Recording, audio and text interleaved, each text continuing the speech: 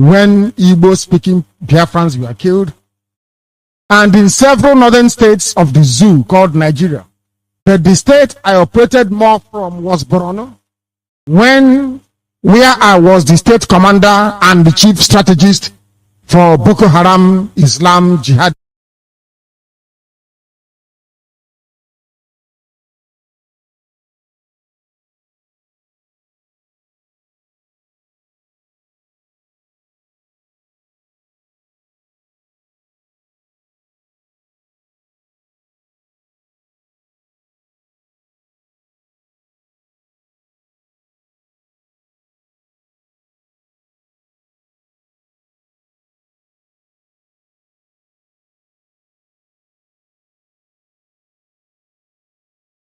People come to occupy.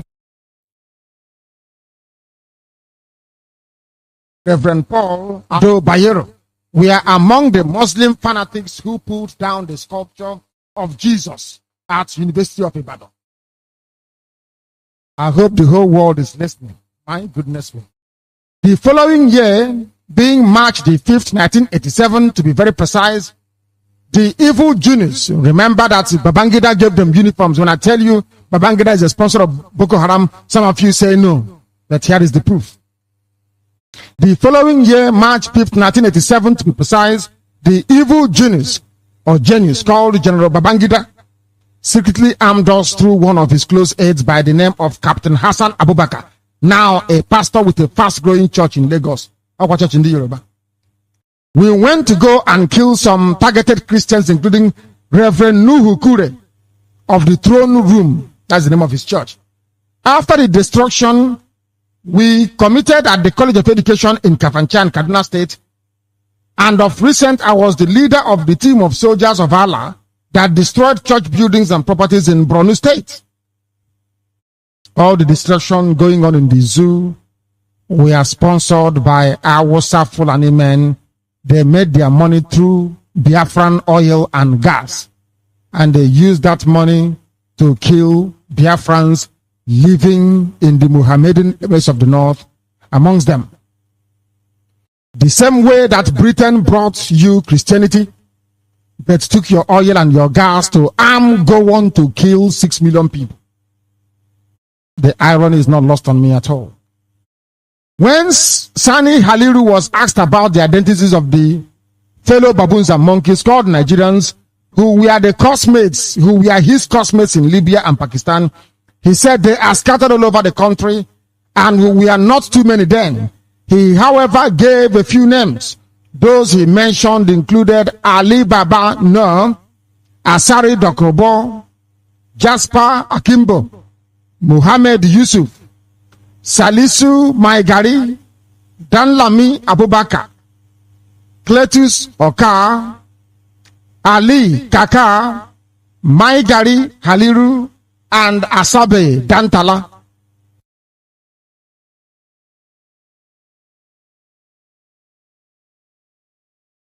And you see zombies trooping to the church and mosque, and the ordinary prayer, every other prayer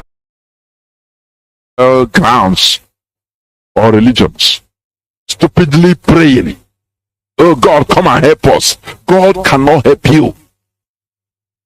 You must help yourself and do something. After the era of enlightenment was preceded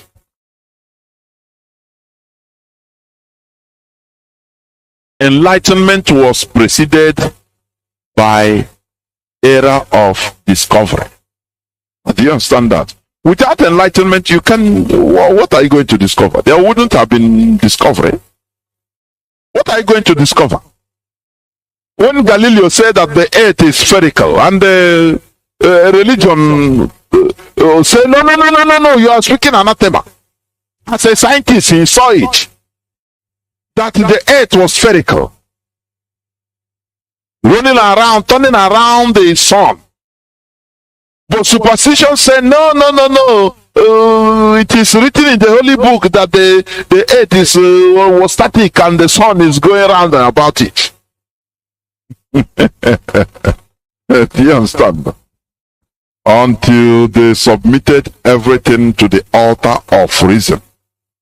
They call it sovereignty of reason. Reason should not be attached to any emotion, to any religion, to any ethnicity. That is why what we preach here is truth. Truth has no color. Truth has no language. Truth is static. Truth is constant. It doesn't matter if you use Igbo, you say 1 plus 1, it gives you the same result too. If you use Hindi, Indian language, to say 1 plus 1, practically you do it, it doesn't matter the language you speak. It gives you 2. That is what truth is all about. No emotion attached.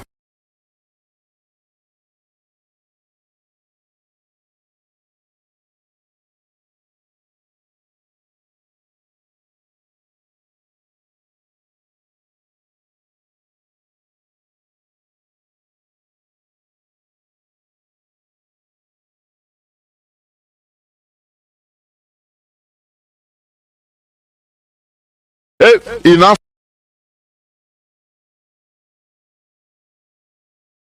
He said that electricity is not a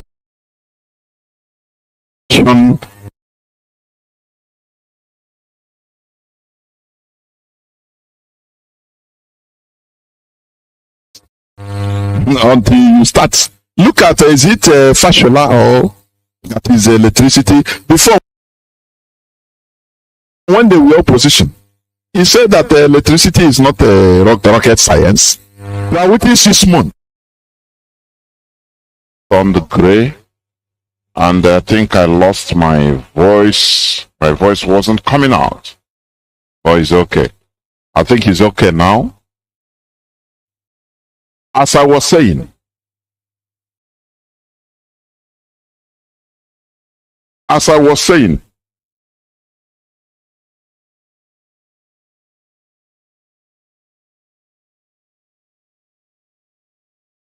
sorry. As I was saying before, what we are preaching here is common sense, so that people will start reasoning in the right direction, making use of the brains God gives to them, or God gives to us. Because without enlightenment, we are going nowhere. Humanity wouldn't have succeeded, or progressed, or advanced.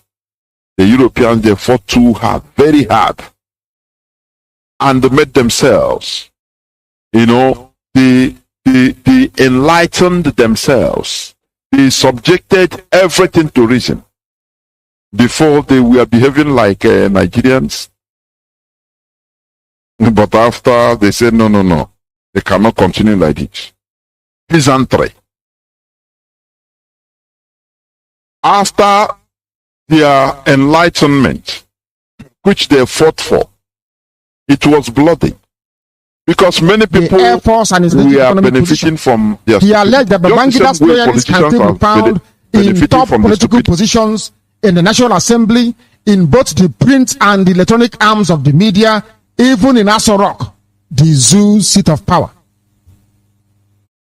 I believe what he said about Buhari and Babangida having men in the media.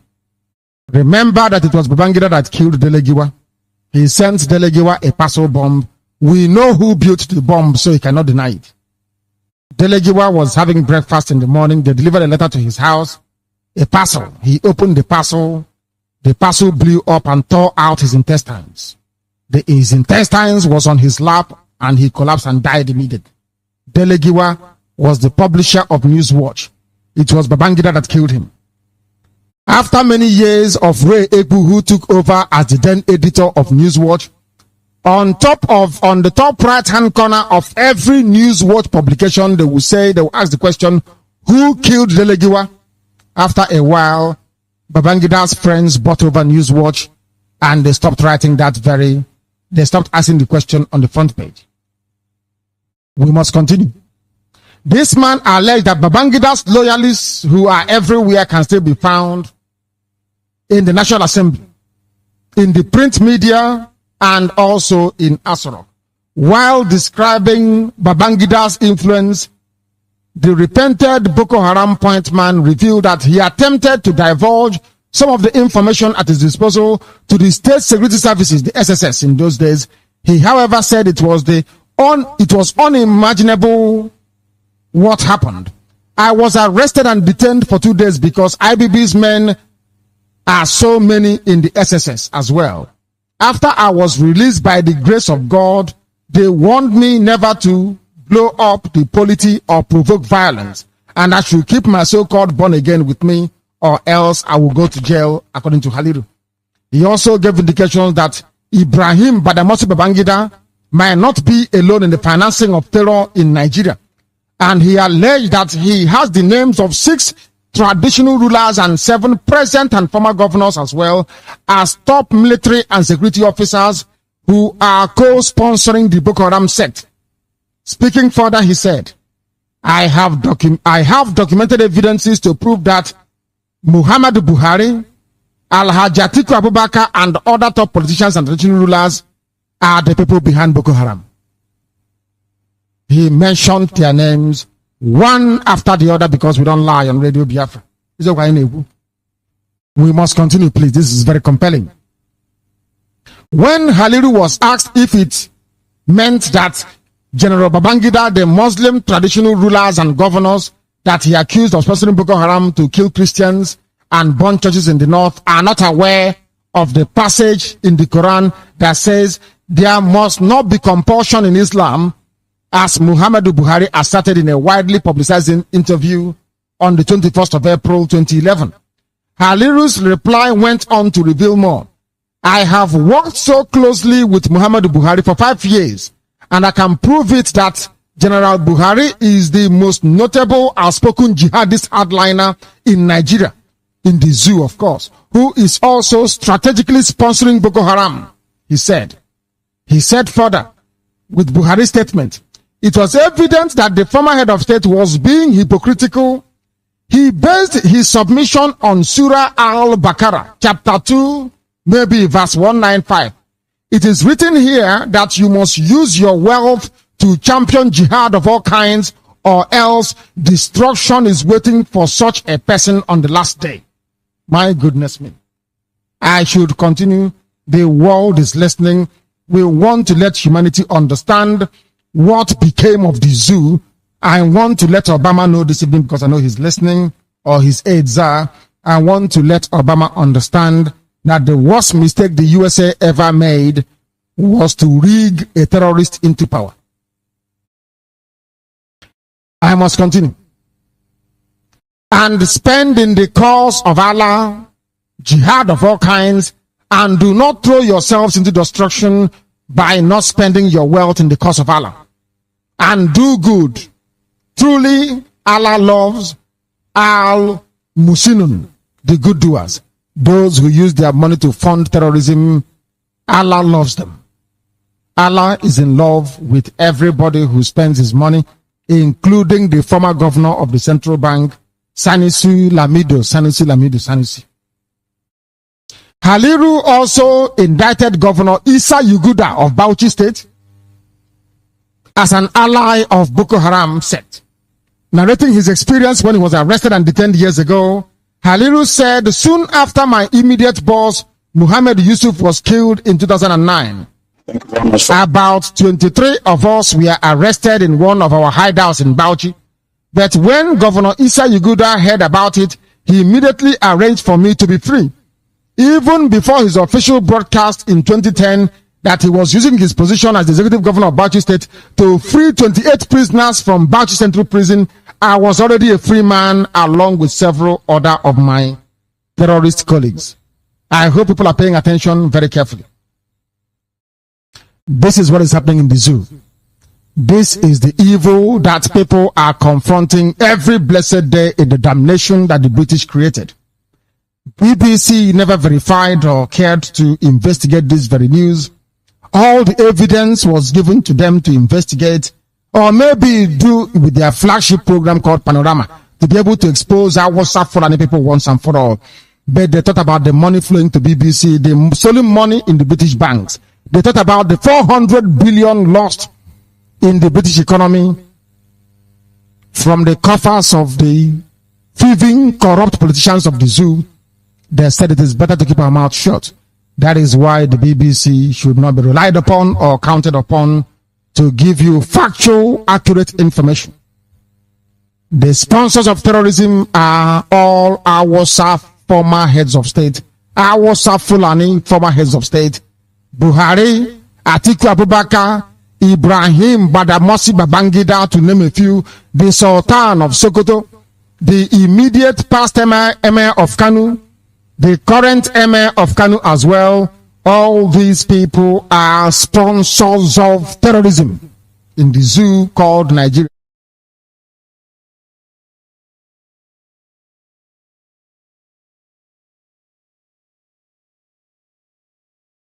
Of Nigerians. Anything that happened, they will refer you to go to church and mosque and pray. Pray to God, though. Don't ask, don't think that this present government can do anything. No. It's God. And they are looting. And you see stupid, foolish people going to church praying. Oh God, I cast the spirit of darkness that is not giving us light. People are in the mosque preaching, praying for God to help them for security. How come a bunch of Alamajiri were able to command billions upon billions of naira to acquire heavy-duty weapons from Iran and from Lebanon, flown direct to Kanu? How was that possible without the support of heavyweight military and political figures in the Mohammedan Emirates of the North? My goodness me. Their weapons is unimaginable. How did they acquire these weapons? They are not living close to the sea. Maybe you may say they smuggled it in. Have you ever wondered how is it possible for Boko Haram to be getting all these sophisticated weapons at their disposal? However, it has been reported by even an Hausa online publication that since 2009, the deadly sect, which is Boko Haram, has continued to deploy various tactics to sustain its resolve in undermining the British-created Zoological Republic of Nigeria. It was gathered that in the onset, the sect began to embark on selective killings and maiming of politicians and security agencies. Later on, according to the report, the terror group acquired the know-how on how to make improvised explosive devices, or IEDs, which it used mostly on security operatives, security formations, and churches within and around Borno State, in a bid to promote the jihad of God, the jihad of Allah, as they claim. The Islamic sect Boko Haram went from terror attacks to attacking banks and other financial institutions, as well as the robbery of bullion vans in which millions of naira were at different locations and occasions stolen. It is therefore deduced that Boko Haram are stealing from the public, and another publication revealed how they kidnapped prominent people for ransom in our Fulani land. That's how they get their funding as well. After many speculations on where they got their armaments and their money from, they unleashed terror in the northeastern part of the zoo and Abuja. Their main sources have been unveiled. According to US TV network NBC, most of the terror group's weapons are either stolen from the Nigerian military. It is not stolen. It was given to them by those that served under Babangida and Buhari. They needed Boko Haram to do the dirty work for them. The essence of Boko Haram, or part of it, was to make sure that power returned to Hausa Fulani. And they have gotten the power back. But to control Boko Haram now is virtually impossible. They can no longer control them. Abubakar Shekau may have gone on the ground because he has done his job. We shall be the more we fight together.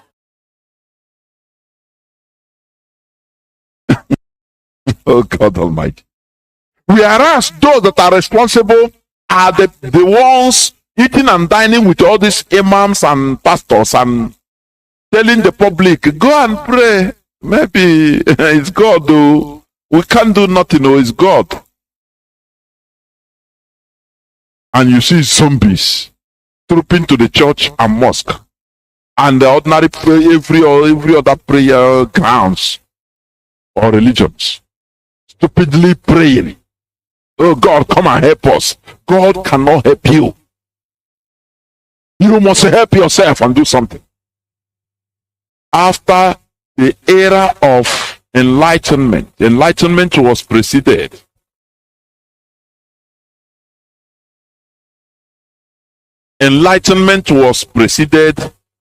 by era of discovery. Do you understand that? Without enlightenment, you can. What are you going to discover? There wouldn't have been discovery. What are you going to discover? When Galileo said that the earth is spherical and the religion say no, you are speaking anathema. As a scientist, he saw it that the earth was spherical, running around, turning around the sun. But superstition said no. It is written in the holy book that the earth is was static and the sun is going around and about it.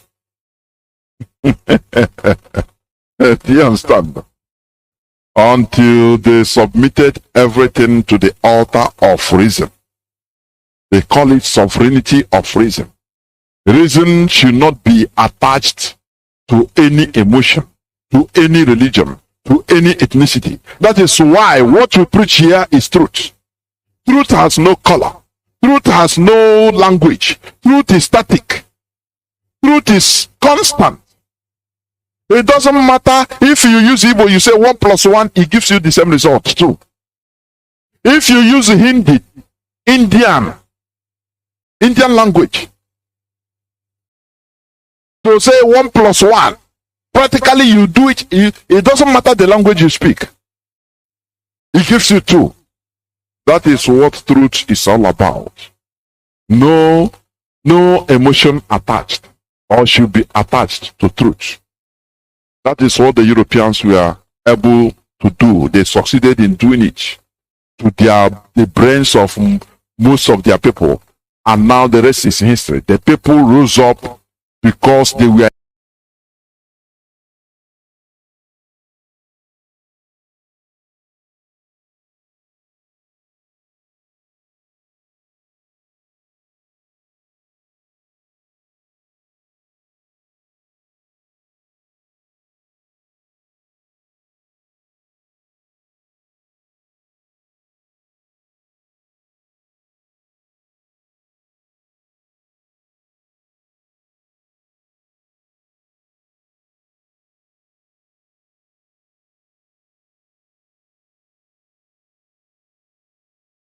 enlightened. Now they scattered and killed off those that have been deceiving them with superstition. Do you understand? They are kings and queens and bishops, religious leaders that are deceiving them. They pursued all of them and slaughtered them. International terrorism. Do you understand what I'm saying? And the indigenous people of something that Nigeria cannot do today. Let us see how it's going to play. The Hausas achieved it the world medieval period. But the Fulani people think that our leader will be tried, what there should be no trial of Fulani headsmen. Our leader. Call them bandits. Before anything, bandits that are attacking military formation. Our leader is heavily guarded. Bandits that are shooting down. He is shooting down technically in Kenya. That is it. We are not begging them. They must release him by fire and by force. That is what we are saying. And that is our stand. It doesn't matter anyhow. He must be released. Therefore, I once again welcome each and every one of you to today's edition of Radio Biafra House-a-Service, coming to you through Radio Biafra London. Please, you should invite your siblings, your brothers and sisters, your family members, your friends, even your enemies to this hallowed platform. Today is the 31st of August 2021, being Tuesday. Let us pray. Chukwuemeka Biama, Pinigwe, the God of our ancestors, we have once again gathered in this hallowed platform in order to do the needful, to preach the gospel of liberation, the gospel of freedom.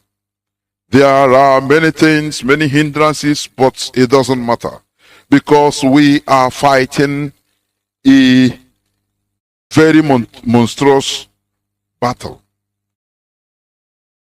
Chukwuemeka Biama, behold our leader who is illegally renditioned, extraordinarily renditioned, who is in the hands of our enemies. We understand that it is part of the process, but deal decisively with anybody, any group of people, any person that his hand is actively or passively in that extraordinary rendition. Deal with them the way you dealt with Judas. Any other people also whose hands are not clean, who are here in this struggle just for personal aggrandizement, just for what he can get, either influence or power or money. Chukwuemeka Biama, expose those people as we are heading to on the 15th and 16th. Chukwuemeka Biama, in order to ask for forgiveness of our sins. We have asked several times and we continue asking. We pray that our God hear our prayers. Deal decisively with our enemies. Make them lose their loved ones as they are making us be. Pay them back according to the same way they are dealing with us. Deal with them decisively. What we know is that the end result is the restoration of Biafra. We pray, calling upon your holy name, that God take full charge and full control as you have been doing of this struggle. That any person or group of people that is here to make problem, expose him or her and pursue him, disgrace him in a way that he should be humiliated. Thank you, Chukwuemeka Biama, for in your name we have prayed. He say,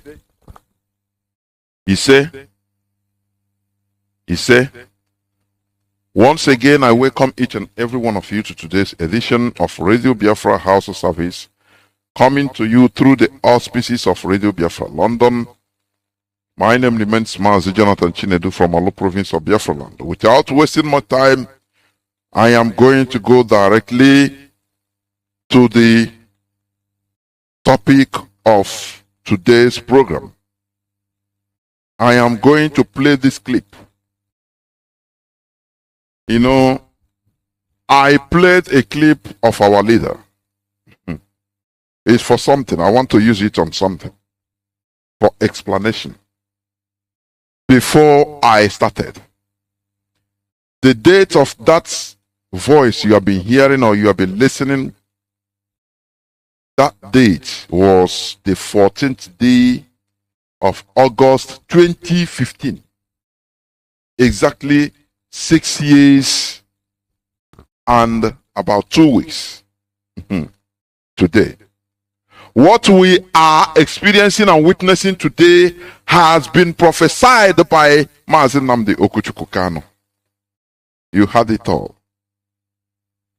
You know, our leader went toward Igbo Congress. I will not stop saying this, so that heaven will bear us witness that we were warned. The Son of Man went to World Igbo Congress boldly, asking for aid to save them, to save our own people, to save everybody. He was asking for guns and bullets. And you know, that thing is history. It is in the archives. That video, it is in the archives. Some people sent in that World Igbo Congress, sent this video, they made the video, they sent it directly to the Nigerian government. That this man is asking for guns and bullets. So what are you waiting for? You should kill him, arrest him, deal with him decisively. Igbo people, I'm telling you. Today what is happening? You know, we have been shouting, I've been shouting since how many years? The same way Christ was shouting. John the Baptist came and was shouting in a lone voice in the wilderness. Today you are reading it. It is in history book, in the Bible. It is in history. And people, crucified him. And you are blaming them. Today, the same thing that happened at that time is happening today. I played that voice purposely. 14th of August 2015. It was in the evening part of the program. Because he used to do program morning and evening, morning and night, morning and night. The morning, go to 14th of August 2015. That is where the Son of Man was making the whole revelations.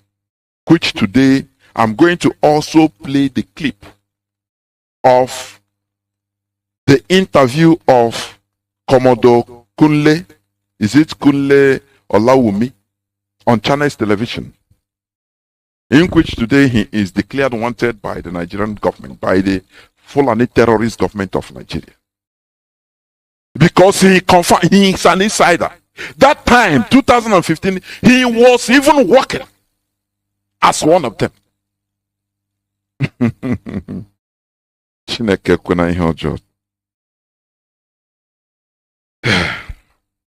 I want to caption today's submission, the looming danger of the continuous existence of Nigeria. The looming danger. People that are being warned, can they hear? People that are being warned, will they hear? Therefore, if it is in Shakespeare, they say, lend me your ears. Lend me your ears. It doesn't matter whether you are even Fulani peasant, Hausa, Nupe, Gwari, Egon, Igbo, Yoruba, Bachama. It doesn't matter whether you are from Kanuri. Please draw nearer to your listening devices. Today is the 31st day of August 2021. The topic of my submission today, which I'm going to exclusively make, analyzing the interview of Commodore Kunle Olawumi, who is one of the players. Today, the thing has passed him, and he have to come out to shout. When our leader was there warning everybody, including World Igbo Congress, gave me guns and bullets. People were they, the same treatment. I will not forget, because it is in my head. Oh my God, please, Igbo Kwen, what we are doing here, please, no need of asking this man any other question. Because anything you ask him, he will answer the one you didn't even ask him. So please, we are not going to sleep here. Let us do quick, let him go. I got Kokwananga, you understand? So, the same thing, the same agenda every time. That is it. No progressive thinking. No critical analysis of tomorrow for our people. No. People are interested only their presence. The present day, today. That is why, every time, I'm sorry, but it's reality. I say that our people are we are still primitive. Do you understand? We are still primitive. I keep on maintaining this. Until Biafra is restored, until people become disciplined through law, now we can maintain who we are. That is the time we should be, we are going to be civilized. But for now, we are still primitive. World Igbo Congress. They didn't see what our leaders saw. You say people that are voting Buhari come get so Monelolo, Akanchawa, singing Akanchawa. Where are they today? What is happening today? After you say, no, they deceive us with Takia, but our people are deceiving themselves. When I say our people, I mean all the indigenous people in that contraption, unfortunate contraption called Nigeria. We are going to let us go because it's long. We are going to take it. It's long. What I'm going to play, I will interrupt and make my analysis from time to time. Do not forget the topic of my submission that says the looming danger of the continuous existence of Nigeria. Our leader warned us. Those that are being put into power, Buhari and co, Buhari is one the boldest jihadist representative. It's very bold. Can you ask yourself, why is it that immediately Buhari entered power, he summoned Mietiala, his terrorist group, his terrorist comrades, and gave them 100 billion naira. They were demanding, I think, 160 or 130. He gave them 100 billion. The one he gave them openly, with impunity. And people did not do anything. And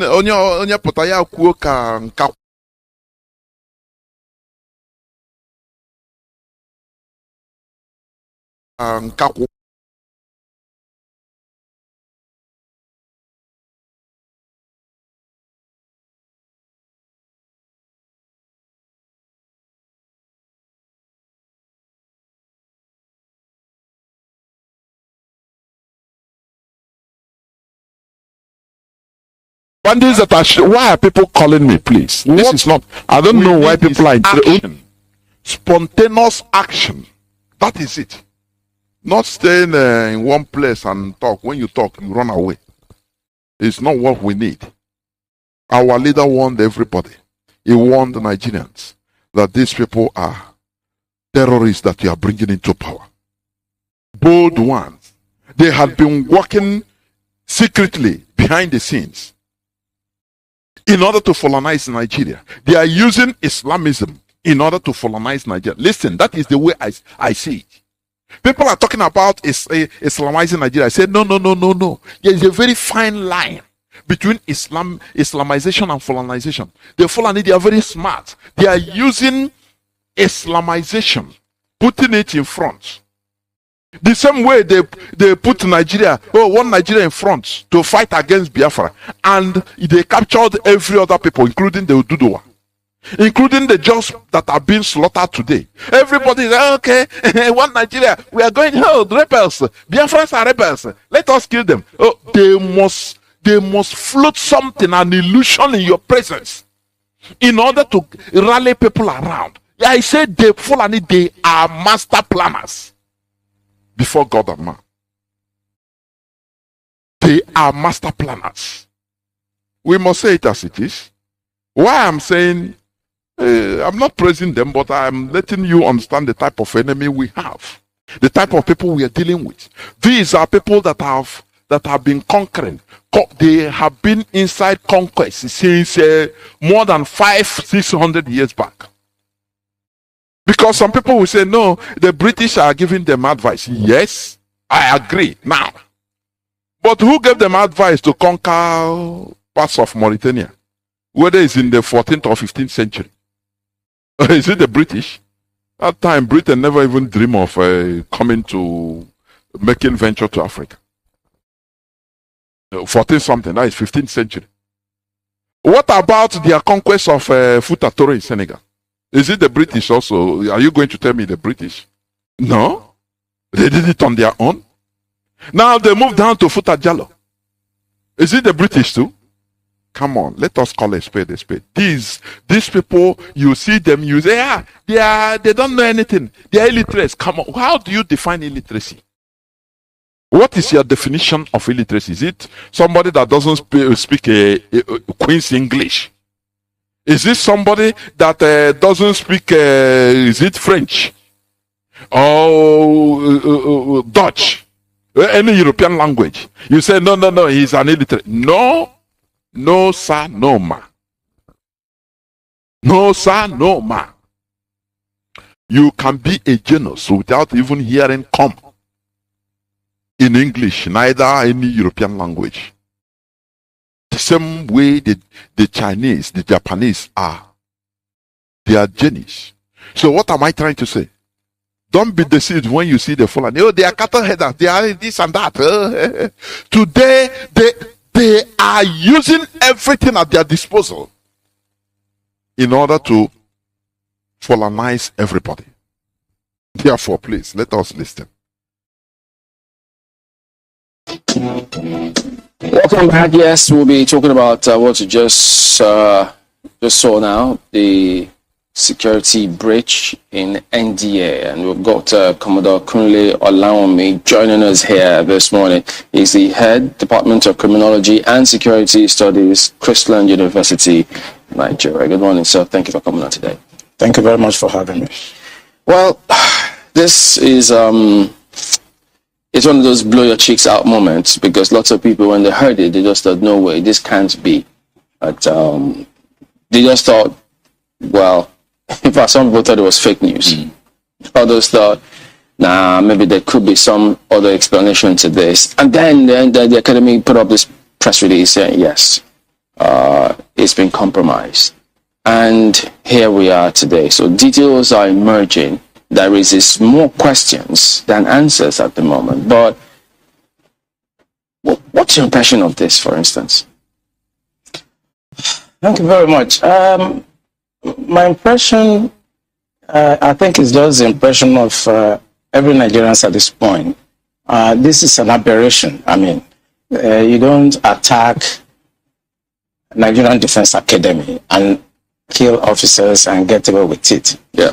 The last time I was in NDA was in 2017. I went to carry out an investigation by the Minister of Defense. I wanted me to check what is going on with the training and the security environment there. I remember I spent about a week at NDA with the commandant and with the staff, you know. But something struck me. And that was every Friday, the gate of NDA is thrown open. And everybody have access to come and pray in the mosques. And I want to actually enjoin journalists to go to all military formations across the country on Friday. Are you listening? For people that are saying, Nigeria, they want to Islamize us. Don't you know that you are Islamized already?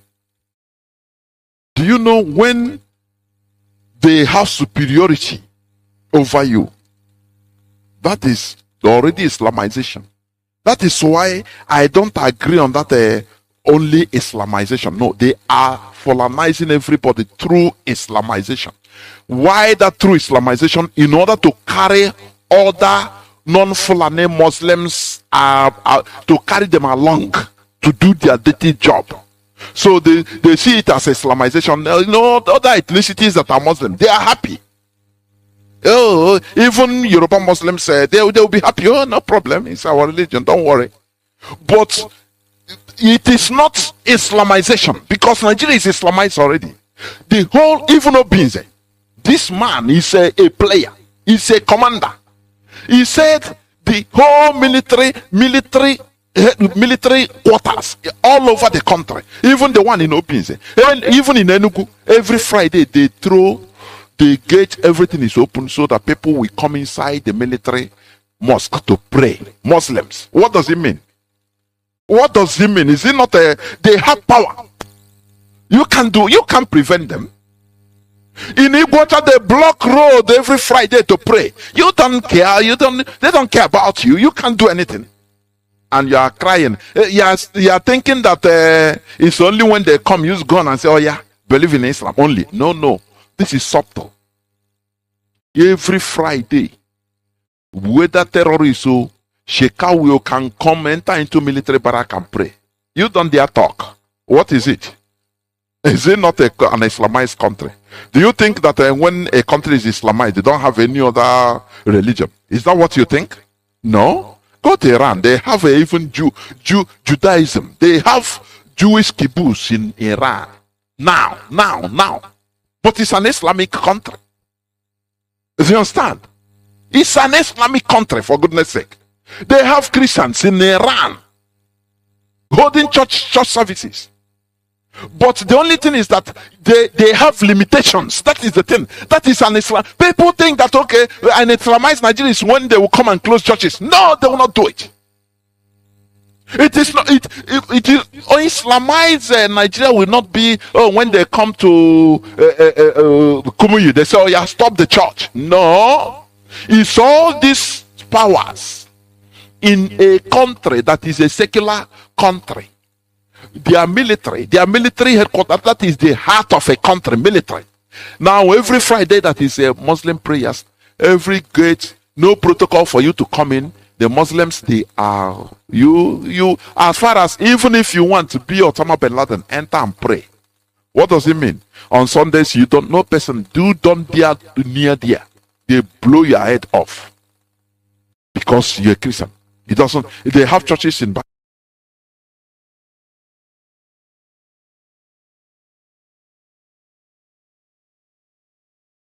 only interested in calling. Why? My lines are to mainstream government. They tested what they passed. Now they say, okay, okay, we break through. One day they will raise the flag of a colonization flag in Asorok. And you see, because by that time they must have bought every other politician. It is them that will come and defend them. Say, no, it doesn't matter. Even this is a great way of a movement. It's good. Even the indigenous people's politicians, the people that will come and defend. Oh, Chineke kwena ihe ọjọọ. Something is in the offing. Something is happening seriously. I'm telling you. Look at chaos everywhere. Let me go straight to even though they have their mosque outside. Today, please. As if usual, you go to defense headquarters, so long. I serve at defense headquarters as the deputy director, defense administration between 2015 and 2017. Throughout my 2 years at defense headquarters, I received visitors only twice because of the strict security architectures at the defense headquarters. But every Friday, the gate of defense headquarters is thrown wide open for everybody to come in and do Jumat. That is the time the terrorists have the time to profile our security environment. Has that always been the case? It has always been the case. I've served the military intelligence for the past 35 years. It has always been the case. Are you listening to the person speaking? He has served the military intelligence for 35 years. My people, a human being of 35 years, he can be a president of a country. He can be a billionaire. He can be anything. He's no more a baby. So this person he say he has served just military intelligence of Nigeria for 35 years. So it's not an ordinary person talking. He is an insider. Our leader said this since 2015, warned everybody. People laughed at him. Where is the profile of this man? They look at him, is he son of a governor? They say no. Have he mastered the art of looting? They say no, this one said, where did he fall from? Did he know anything about how to rig election? They look at, they say no. They say, I beg, this useless man, he's jobless. That is the way they profiled Christ. Is this not the ordinary son of a carpenter? If you are real Christ, you should fall down from heaven, boom, and there will be lightning and the earthquake, and everywhere will be shaking. Now we shall see a giant come, but they look nothing, just ordinary carpenter in their midst. This one say, oh boy, this table that I'm sitting down, these chairs we are sitting down, is his father that did it for me. Oh. Even I still owe him some money. They laugh, Kwakwa. What is this man telling us? This is the way they profile the messenger. In our letter, when he was speaking, I said the Son of Man went toward the Igbo Congress and stood up boldly. He was having a written address, which Iruanya said he wrote. When he go, he said, no, he discarded. He said, I'm not accustomed to reading things. Because things flow from the head. Because he's divine. He called the people, he said, look, there is danger looming. This continuous existence of the one Nigeria is to our detriment. This is the time I need guns and bullets. And you see people shaking. What are you saying? What are you saying? Guns and bullets? No. Where does this one come from? Say guns and bullets. I never even, some never even hear the name before. Acted as they never hear the name gun or bullet before. Come on. He said they are coming. They are coming. And when they surround everywhere, at that time, I will tell you people, it is happening now. And people are there, their house is on fire. They are pursuing rats. This person has said, anywhere gossip will enter, that is where they flow. And things are happening. Instead of people to rise up, be agile at a lot. Because in the we continue pursuing rats. Continue listening, please. Problem is religion and social-cultural. I mean, people will expect me to come here and start. Sorry, when you hear about social-cultural, it's a big grammar. We are interacting in foreign language. English is not our mother tongue. It means their way of life. Their way of life. Social-cultural, that is what it means. Their way of life, we have been shouting here that the problem we have in Nigeria is basic. It is amalgamating people that have different and opposing ways of life together. That is what this man, when he talks about social culture, you might not understand, but it means their way of life. Because their way of life is different and opposing to our own way of life. That is the basic problem of Nigeria. They put people that have opposite ways of life together, that force them together that they must live in one country. That is the problem we are having. Please continue listening. Talking about kinetics, about operation and so on. I've been an operational commander all my life.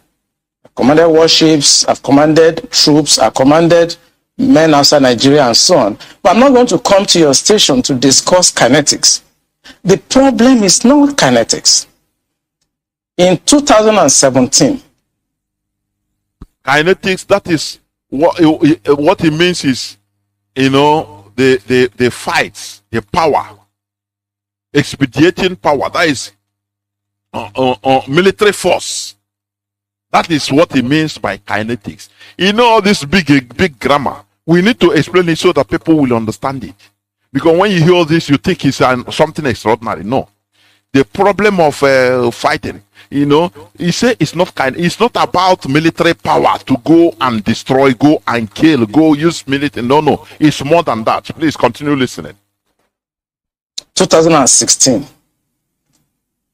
I'm always a member of the Security and Intelligence Brief at the Defense Headquarters.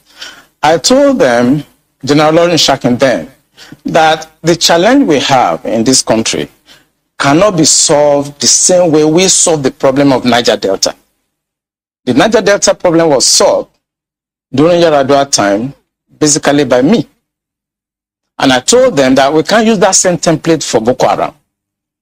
I told General Lawrence Shakin to look at the center of gravity of the problem. And we all came together. I was made a member of the committee, including Atahiru that just died was a member of that committee in 2016, 2017. And we came to a conclusion after several arguments. The arguments were three. To identify the center of gravity of the problem, one group said it is the fighters the Boko Haram fighters are the center of gravity, so we should go after them. Another group said the center of gravity of Boko Haram is Abubakar Shekau. So if we go after Abubakar Shekau, then the problem of Boko Haram will be solved. I took exception to the group. I said that is not the center of gravity of the problem of Boko Haram insurgency that we were having between that 2012 and 2017. And General Lanshakan asked me, allow me, why are you giving problem? What is the problem? Give us the answer. And I told General Lanshakan that if I tell you the answer, you're not going to be able to solve the problem. He said, what is the problem? He said, the center of gravity of Boko Haram and insurgency in Nigeria are the sponsors of that program. It was beyond us. Because the job we need to do is kinetics. Fight, destroy places, resolve issues. Yeah. But we cannot resolve issue of sponsors of Boko Haram that were in Buhari's government, that we know them. When you say we, who? I was in the military intelligence. Okay. And the defense headquarters staff that I work with, they know. And that was why we couldn't pursue that aspect that could have resolved that problem. Because you need to arrest people. And recently, 400 people were gathered as sponsors of Boko Haram. Why is it that Buhari government has refused to try them? So the government knows sponsors of Boko Haram? Of course, it's in the news. In April this year, the government said they have arrested 400 Bureau de Change related, people that were sponsoring Boko Haram. They told us. And Abu Dhabi also helped us to arrest few Nigerians. Tried them. We know them. Why can't this government, if not that they are partisan and they are actually part of the charade that is going on, why can't they bring those people out for trial? So the Bureau de Change operators on the one hand, but you particularly said people in government. Are those part of the Bureau de Change, or those people that you say are in government are still there, government is aware and government is condoning them? The people I mentioned that are in government are not these ones they just arrested. You remember this Boko Haram issue started since 2012. Yeah. And I was in the military intelligence that time. We arrested those people. It is my organization that actually conducts interrogation and interview. And they mention names. I mean, I can't come on the air and start mentioning names of people that are presently in government now that I know. Presently in government. Are you listening? Do you remember the clip I played before I started this program by our leader of 14th August 2015? Where he read the news about one man, one Fulani man, one of the main terrorists. He read the news. It was in the Nigerian newspaper that he found Christ. Now he have to open up. And he made the same thing. These are the people that were arrested. He was arrested. And this man interviewed him. He questioned him. Not interview. He questioned him. He was one of them. So are you seeing how things are, things are joined together? How things are linked together? Are you here? Are you listening?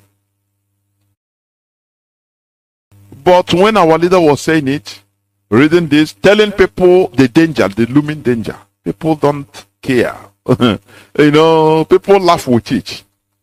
Nigerian comedians, they go and make merry with it. They make people laugh with it. Now they say Boko Haram will kill everybody. Everybody will laugh. Quack, quack, quack, quack, quack. Now bring one more beer. Do you see why we call Nigerians the most stupid set of people on earth? Do you see the reason? This man is the person, the main person that conducted the questioning of all those terrorists. But after they were all released, because this issue was about them. It's not about kinetics. It's not about reactions, military reactions. Go and bomb, go and, no. He said it's above them, it's above that. You have to start rooting out those that are the sponsors. As America is saying today, we are going to help Nigeria to expose the sponsors of Boko Haram. It seems, sometimes things make me laugh. I'm telling you. They are telling the sponsors of Boko Haram, which is the Nigerian government, they are telling them that we are going to help you to expose you. Is it possible? Is it possible? Maybe America is looking also for another bribe. They will send their companies to go to Biafra land for more crude oil. That is why they make public all these things. Otherwise, it's laughable. You are going to tell somebody, a thief, that I'm going to expose you. Give me permission to expose you. Is it possible? If you want to expose, you would have publicity even without. You know that the present government is a terrorist government, and you are asking them, I'm going to, if Nigeria give me permission, I will expose them. God Almighty. This world is a world of hypocrisy. That is why, no more. It is idiotic to continue complaining, crying. The only thing is organize yourself. That is what IPOB, Mazi Nnamdi Kanu has done. So that you make yourself strong and stop weeping, complaining. The world, nothing. It's when you start up, they know that you are serious. Do you understand? Had it been we didn't stop fighting, 1970. If there is peace talk and some others enter into the bush on guerrilla warfare, by now we would have been free. That's it. But we stopped, and the world say, oh boy, these people, this thing, it's not worth it. We go back to integration, to be integrated, which means we are fighting, and our mind is in our buildings in Katangura. I was doing fine in Zungeru. I was doing fine in Lagos. I don't know. I have buildings there. I don't know what will happen to them. What type of... That is why, things happen like that. Had it been some group of boys enter into the bush and start causing havoc without listening to anybody, they carry on their duties and continue going, by now we would have been free. I'm telling you honestly. Because the world will not come unless you fight back and really fighting back. Now they will say, oh boy, no, that oil, nobody will become no go zone. Any person that puts head, whether you are foreigner or indigenous, bomb will kill you. And now that time they will say, oh boy, let us look into this case. So that is when the world will come. It's just like somebody asking the other day, I think Mazi Kelechi, can't we negotiate with our oil? I say your oil for mouth. Sometimes I listen to our people. I say, your oil. Do you maybe in Ohaji? Do you know the color of a crude oil? Your oil for mouth. Are you in charge of your oil? It is the people that are in charge that will use it as they want. That is why they are using it in order to fight us. Using it as a leverage. You're paying any person. They don't own it. So they just take it by force. So any country that opens mouth to them, they will just use it. How much do you want to take? How many millions of barrels you want to take a day? Take. Because it doesn't belong to them. So it is in their control. It is only when we wrestle the thing and our control, now we can use it in order to negotiate. We can call, how can you call a country and say, come, take this oil in my back. Look, even your backyard you are talking, you are in a hut, living in an old hut. The people, the oil company, the wall they put between you and them, it's like prison, more than prison. You don't even have access to even enter inside. And you are saying, this is my oil in my backyard, come and take it. Even Oyibo will ask you, are you sure you are okay? What is your oil? Are you in control? Okay, come, let's enter into the gate now. You cannot even. And you are saying it's my oil. Let us continue. Boys that were arrested, mentioned. Some of them are governors now. Some of them are in the Senate. Some of them are in Aso Rock. Why should a government try to cause this kind of embarrassment and insecurity to the sense of what happened yesterday? And the solution I gave them in 2017, because when I identified the center of gravity for general land shocking, and they couldn't pursue it, because some of them were ministers. And what I'm saying now, the Department of State.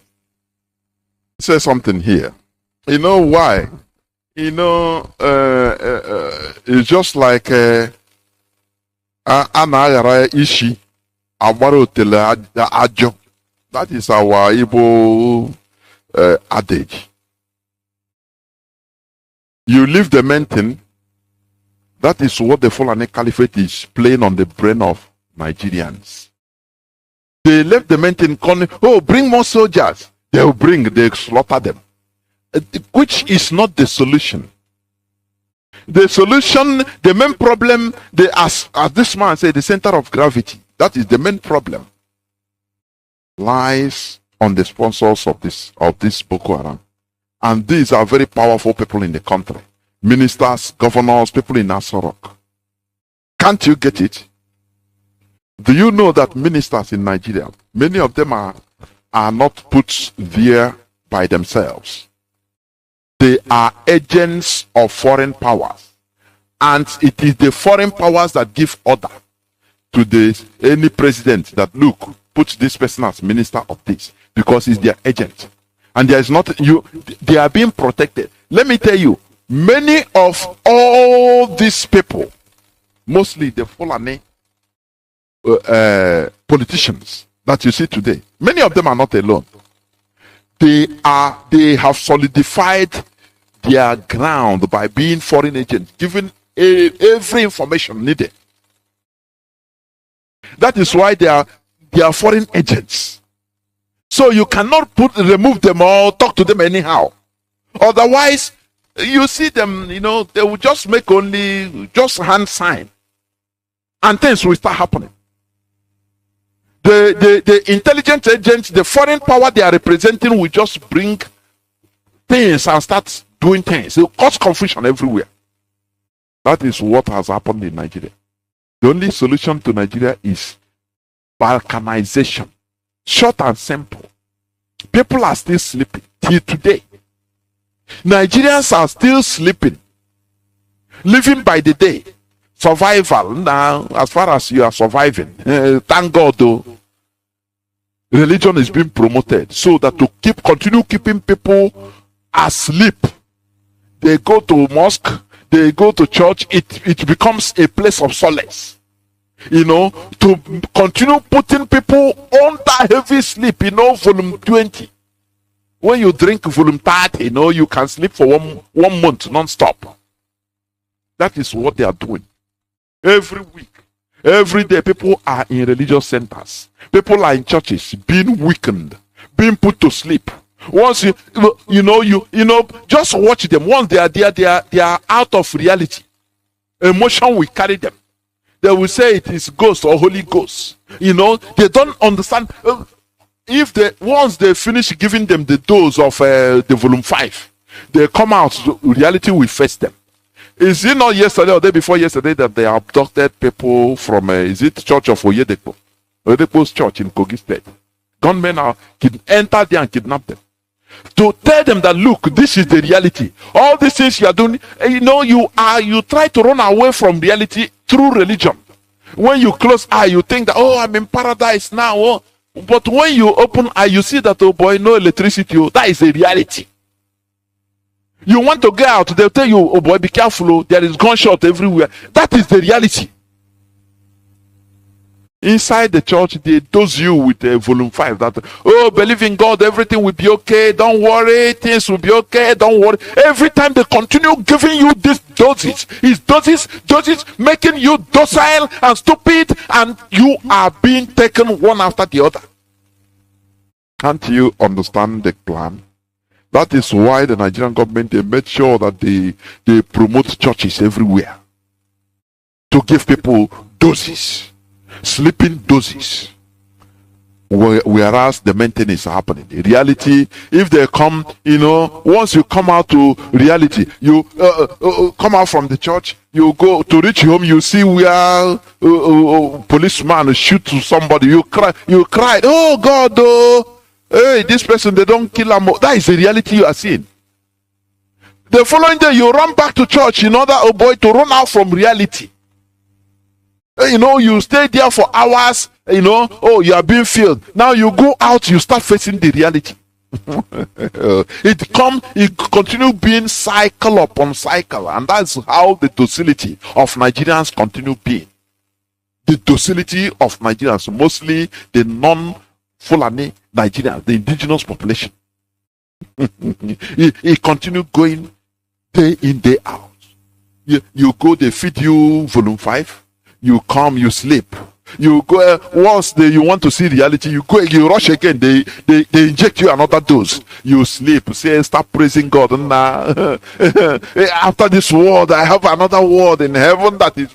Therefore, whether I have electricity or not, I am okay. And the way you open eye, you see that, oh boy, maybe you want to climb staircase because there is no electricity, no lamp. You fall and wound yourself. You start shouting, oh, that is the reality. The following day, you go, your pastor will console you. Don't worry, God, just believe in God, everything will be okay. Let us continue listening. The services are listening to me. They know them.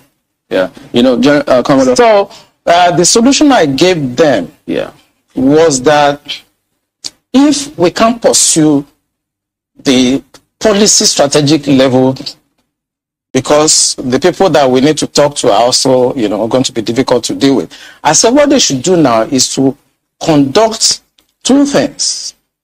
We should buy blimps. The blimps are not UAVs. They are not drones. Blimps are equipments that can fly up to 10,000 feet, 30,000 feet, static if you want, mobile if you want, and they carry a lot of payload. We saw them in Afghanistan. We saw them in Kenya. This will be something that can give us real-time intelligence, and we can know where these bandits or terrorists, where they emanate from, and when they finish operations as they've done, where they go back to. Okay. Well, they did not buy this equipment up to. Okay, you said quite a number of things. Let's pick up on some of them and see if we could make some, if you could shed some further light on some of them. Since 2012, I mean, you've been in operation, as you said, ever since that time. You questioned several people. And some people were identified at that time. Did the government at that time try any of them? Or were any of them also in government at the time? No, the government did not try any of them, and the defense headquarters where I worked then did not pursue that line of operation because it's beyond them. The defense headquarters, actually, when you look at the defense structure of Nigeria, they lie within the policy strategic level, but basically they are operational guys. So when you have policy problem, then they cannot go beyond their master. They can write intelligence reports and say this is what is going on. And we've seen that the present government know what is going on. So is this a policy problem? I mean, the laws are clear. If someone is said to be involved in something as devious as this, the laws are clear. This person is meant to be arrested, questioned. I mean, it's quite clear. So is it a policy problem? We have the laws. So what is stopping the security agencies from actually enforcing the law, since that's what they are? I think what is stopping them is like when you are a member of a church and your pastor have decided to be at a certain level of spiritualism and you're a member of that church, you cannot be higher than your pastor spiritually. You can't, no matter what you do. So this is the same religion you spoke about? Yes. In real life, you see that the difference. Do you understand the example this man gave? Very, very intelligent example. He said, as you're a member of a church, you cannot be more spiritual than the pastor. You are the Jew. That is why people defend even if they are the Jew, they caught him with sleeping with another person's wife. They say, anyway, touch not my anointed. It's in the head. There is no way for them. This man is on top. They are below. So if it is, had it been, it is any of them that commit the same thing. Oh, they will excommunicate him and disgrace him openly. But as far as it is that their pastor, that the Jew that did that, oh, don't worry, don't judge you. He's a man of God. It's very intelligent analysis or analogy. He compared it to the system. Why is this? Because these people, they are powerless. This military, they are powerless over the people that are sponsoring this. Because these are their own heads. People that will give order. These are the politicians that give them order. Do this. They do. There's nothing. You can't arrest them. Anything they do is okay.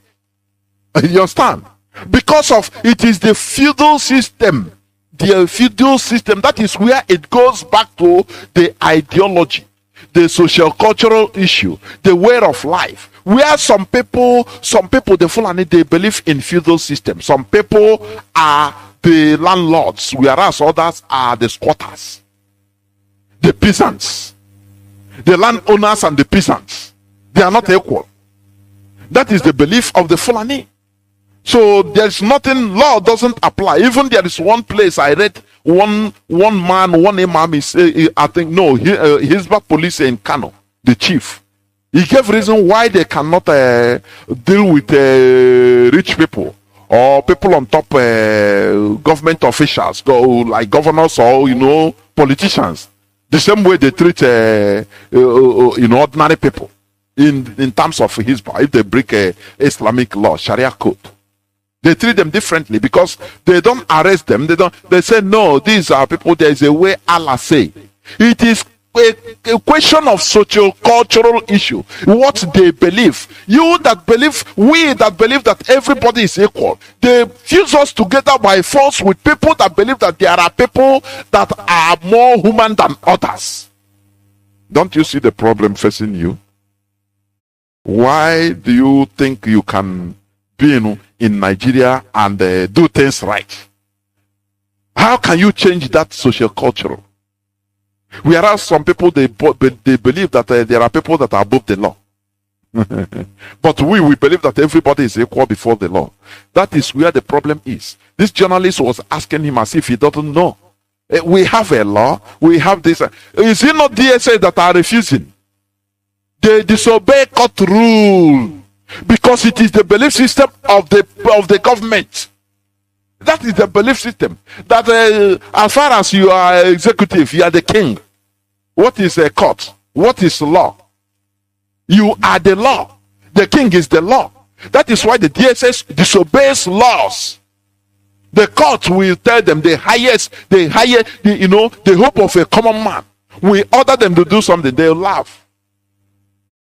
Because the executive, their king, will say, who is the court? Is it not with the people? I beg, leave those people. Because that is their belief system. Can't you understand that there's no way we can stay together in that zoo called Nigeria? We have different and opposing belief systems. That is the basic problem. Please, let us continue listening. Secretaries cannot conduct any operations that is not sanctioned by the commander-in-chief of the armed forces. Yeah. They cannot. No matter how small, little they cannot. So, when the Yar'Adua government decided to put an end to Niger Delta militancy, that was in 2007. What he did was simple. He called all the security chiefs and all the intelligence chiefs and tasked them to come up with a solution. The Defense Intelligence Agency, the National Intelligence Agency, the Department of State Services were called with the Inspector General of Police and the Interpol to come up with the solution to the problem. Then the problem was Niger Delta. The president was Yaradua. He was dispassionate. He wanted to solve the problem. Within 6 months, we solved the problem. I remember I have to go to Angola to go and bring Herioka, and nobody in Nigeria knew what we did. All we know is that since 27, 28 that we conducted our operation under Yaradua, Niger Delta issue has remained manageable. This government does not want to resolve this problem. They are escalating it because of tribal and religious sentiment. So when you say this government does not want to resolve it, don't forget the same government has purchased. In fact, they're going to induct the Sopeto Kanu jet because of, the insecurity situation. They have, the president has had to change guards, as it were, as a result of people's clamor. I imagine if that was not in the thinking, why would you go that length to make some of the, some of the pronouncements, the meetings that have happened, the purchase, the change of guard and the rest? Why would they do all that if they don't want to solve this? Because that is not the solution. What you just mentioned is not the solution. When you have a problem at policy level, strategic level, operational level, when you have a problem, what you need to do is to identify the center of gravity of that problem and attack it. That's what you do. What they are doing is not attacking the center of gravity of the problem of Boko Haram and insurgency. So if the president is buying Super Tucano, is changing service chiefs, that is not the solution. We are looking at the wrong side. It's not kinetic. It's politics. Are you ruling out kinetic altogether? I can't rule out kinetic because it's a spectrum. It's a spectrum, so you can't rule out something. But the center of gravity is what they should look at. And what is it? I'm saying it on this channel.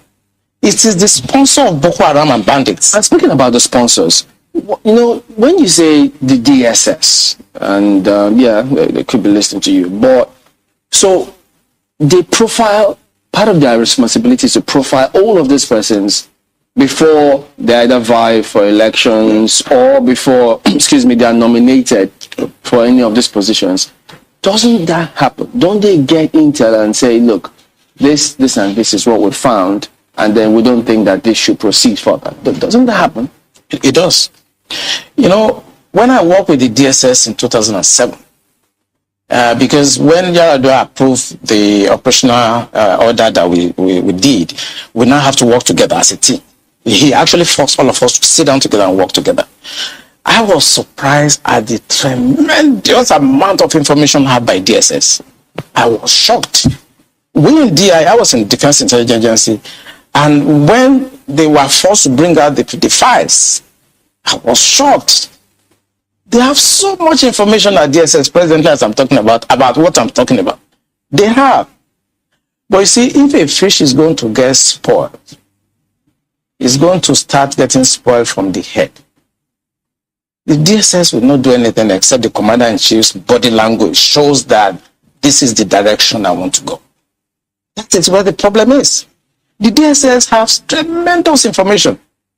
By the time 2023 is here and somebody take over and wants to undo some of this evil that I've seen in this country, you'll be surprised names that the DSS will bring out.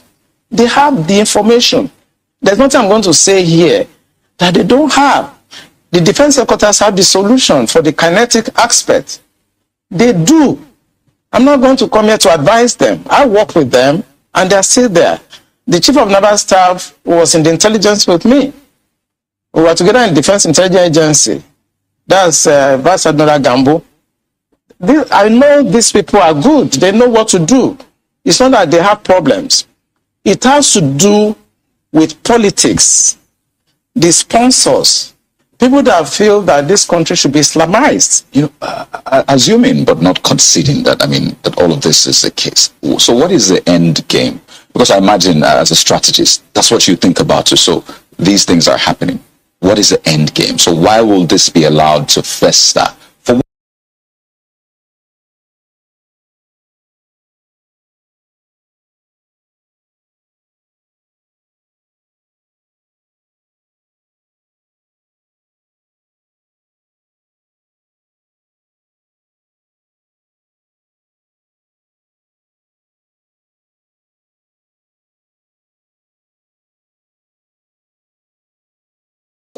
Oh, Chineke kwe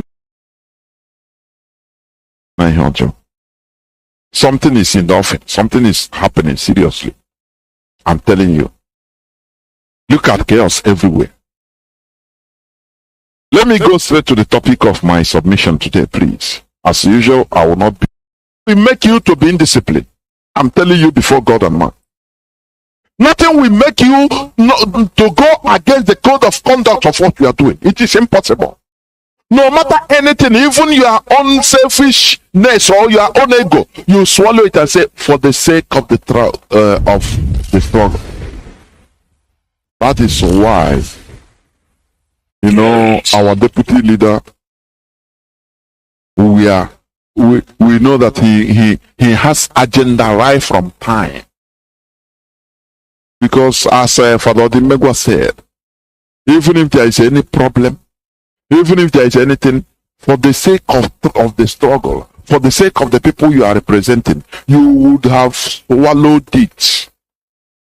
That is how you know somebody that is genuine, really genuine.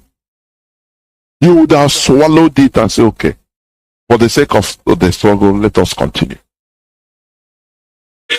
But when your selfish interest or personal interest is menaced, when you have selfish interest or your personal interest above the national interest, now you can misbehave. Before you know, you say, no, me, or me to bow down like this. Who are these people that I'm going to obey? Who are they? You don't know that national interest is superior over your personal interest. That is why today in France, Macron, who is, I don't know his age now, is it 30 something or is it up to 40 now? I don't know. He is in charge of France, a country that has nuclear weapon. Age doesn't matter. It doesn't matter. In our midst is working so hard. What matters is I want to let discipline to the IPOB system. members realize this and they rally around behind Mazi Nnamdi Kanu. The only currency he has is our fellowship. The moment the zoo realize that he hasn't got that fellowship anymore, they are going to deal with him. Now, I want IPOB leadership to distance themselves from politicians in our midst. These politicians are responsible for the 90% of problems they are making out to look like IPOB has problem. IPOB among themselves, they have no. Am I still coming out clear? Yes, you went off a bit, but now you are back. Go ahead. Okay, let me round it up so that I will not be cut off again. What I am trying to say is that IPOB leadership need to rise up now and distance themselves from a certain politician in our midst at the moment who is causing the problem the world is thinking that we are having. We are not having any problem, but this politician in our midst is making it look like we are having a problem. He is causing this problem, and I think we know who I am talking about. What they are trying to do is to divide us, and in the end, they will do what they did during MKO Abiola by planting somebody like Obasanjo. They are going to deal with our leader, and then they are going to pretend that they are giving us Biafra and say that there is a new leader who they are going to plant, and we know who I am talking about. This person is a politician. He is not a freedom fighter. IPOB leadership need to rise up now and distance themselves from this politician. IPOB members, wake up. Wake up. He is dragging you people to destruction. You are beginning to follow him. He doesn't mean well for you. Our leader will always say that some people don't mean well for you. This person does not mean well for you. Wake up and stop walking into destruction. You know who I am talking about. Every little thing happening in IPOB, he runs to social media. trying to divide followership of Mazi Nnamdi Kanu. The moment he succeeded in dividing it, they are going to deal with our leader and then say that they are creating Biafra and make him the leader of the new Biafra, which of course is going to be handed over to politicians. IPOB, wake up and distance yourself from this. Make a public announcement. Let the world hear that this person is not an IPOB member. He's not a registered member. Wake up. This is all I am going to say. This person rubbished Anonymous when he tried to warn our leader. Wake up. They are waiting to see how divided you people are before they can deal with our leader and give us a fake Biafra, which will still belong to politicians. You know who I am talking about. Distance yourself from this politician in our midst. He has got dangerous information about us that he is handing over to the zoo. He is working with them. We know he is a politician. You know who I am talking about. Our people are flocking to his platform at the moment, walking sheepishly into destruction. They need to rise up, move away from this politician. He is not a freedom fighter. He keeps disrespecting HOD, keep making us divided. Please, wake up. Wake up. Do not let Mazi Nnamdi Kanu lose our fellowship. That's what they are waiting for. The moment they know that we are no longer behind Mazi Nnamdi Kanu 100%, they are going to deal with him like Anonymous predicted. Please, wake up, Mazi Kechuku. This is all I have to say. I don't know if you can still hear me. Yes, my dear. You know, I just kept quiet for a while because I walk in the spirit. And when I hear the truth coming out, I allow it to flow. So I 100% agree with you, 100% undoubtedly. This is what I've seen. I've been fought. People have fight me. Don't say it. You can't say it. But I know what is happening. But trust me when I tell you, Elohim will deliver us. And trust me, they will not win. Thank you very much, my dear sister. It's beginning to happen. Abiola is beginning to repeat itself again. They are going to give us fake Biafra using somebody that is a politician, working with politicians. And this person has got dangerous information about IPOB that he is passing on to politicians. He is a politician. He is not a freedom fighter. Stop flocking to his platform, promoting him. If he wants to build his platform, let him start from scratch like Mazi Nnamdi Kanu did. He is riding on IPOB back, building his platform, dividing us. But we are asleep, walking sheepishly into destruction, crossing over at midnight programs where their souls are being bound. Everybody needs to wake up. They are waiting for us. They are waiting to see us disseminated. Then they deal with our leader. Please wake up. Stop following this politician. Everybody knows who I am talking about. I think my sister Omote said about it yesterday. Please wake up. Stop flocking to that platform. Please wake up and save Mazi Nnamdi Kanu. It is going to happen. Don't follow this politician. He's not a registered member. Wake up, please. This is where I'm going to end it. Please, everybody should wake up. Stop chasing rat. Your house is on fire. Thank you, Mazi. Thank you very much. Thank you very much. Thank you. Elohim knows how to speak to his people. Elohim knows how to speak to his people.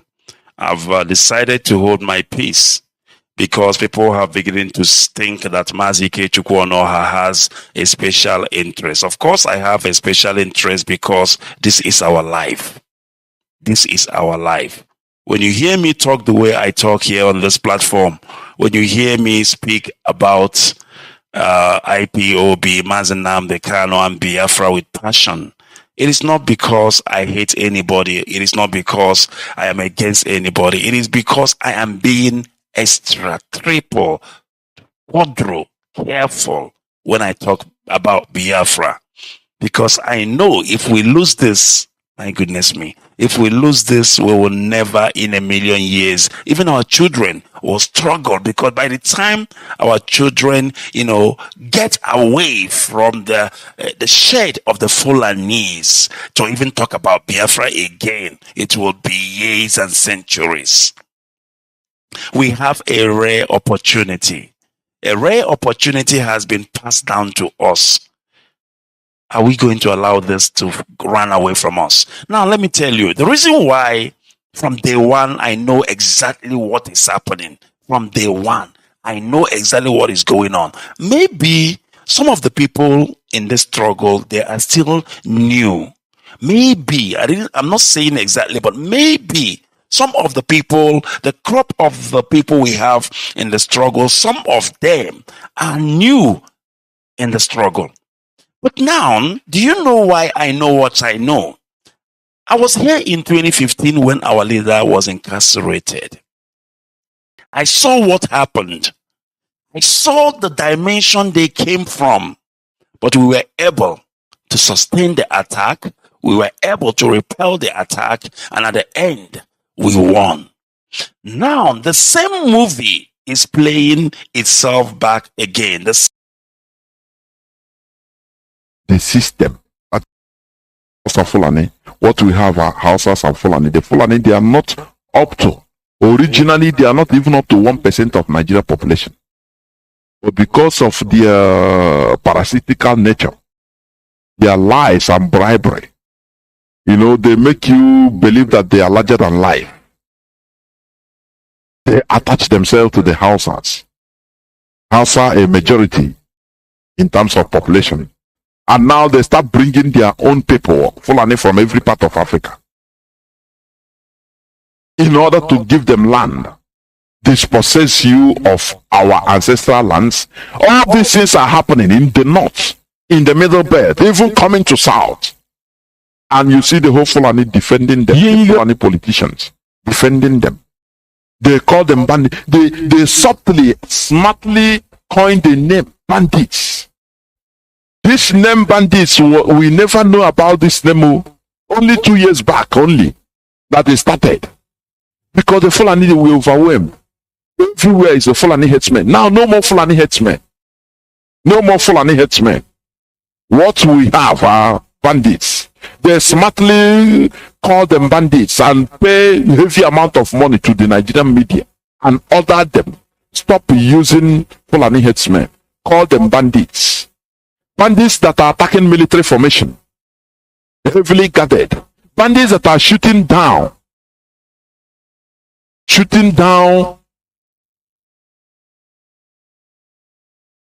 Bandits that are. Why are people calling me, please? This is not. I don't know why people are only interested in calling. Why? My lines are not open. Why are you calling? If you are not listening, no need of you calling, please. Bandits that can shoot down the Kanu aircraft, the military jet that runs faster than Mach 1 at least, the speed of sound. They have equipment to shoot it down, and they downgrade it. For me, Nigerian media downgraded it. No, these are just ordinary. They call them ordinary bandits, and they are attacking. They are overwhelming everywhere. They are calling them bandits. Ordinary bandits. There is a grand plan. They put Pantame openly. The one they know that he is a terrorist. Now they put him into mainstream governor. They tested what they passed. Now they say, okay, we break through. One day they will raise the flag of a Fulanization flag in Asorok. And you see, because by that time they must have bought every other politician. It is them that will come and defend them. Say, no, it doesn't matter. Even this is a great way of a movement. It's good. Even the indigenous people's politicians are the people that will come and defend. Oh, Chineke kwena ihe ọjọọ. Something is in the offing. Something is happening seriously. I'm telling you. Look at chaos everywhere. Let me go straight to the topic of my submission today, please. As usual, I will not be so long. I want to talk about the superiority of national interest over personal interest. That is the topic of my submission today. Superiority of national interest over personal interest. You know what we are doing today, many of us are doing it out of the love we have for our land. Out of the love we have for our land, for our nation, Biafra. Because we saw that in Nigeria we have no nation. We have no country. Do you understand me? we look at it and say, oh, our leader Mazi Nnamdi Kanu came up and we started listening. And we say, bingo, this is where I belong. And that is why we are fighting to help. Even if we didn't profit from the nation we are trying to restore, at least our generations coming on, next upper generation will benefit. That is goodness to humanity. That is what we are doing. It is not out of selfishness, but it is a pity you see many people, some people inside this struggle that are there. They have another agenda. And all this agenda is what breeds indiscipline. I'm telling you honestly. That personal interest they have. Some calculated, let me wanga my way. If I start at this early time, if I start making friends with my our leader Mazi Nnamdi Kanu, I will wanga my way. Will trust me. Now he will give me position from there. I will be killing. That's why. So if I see some people even on social media, I laugh. Some of them, you know them. I laugh. I say, oh, Chineke kukuna ihe ọjọọ. Personal interest working. The way they calculate. Because if you have the national interest, nothing will make you to be indisciplined. I'm telling you before God and man.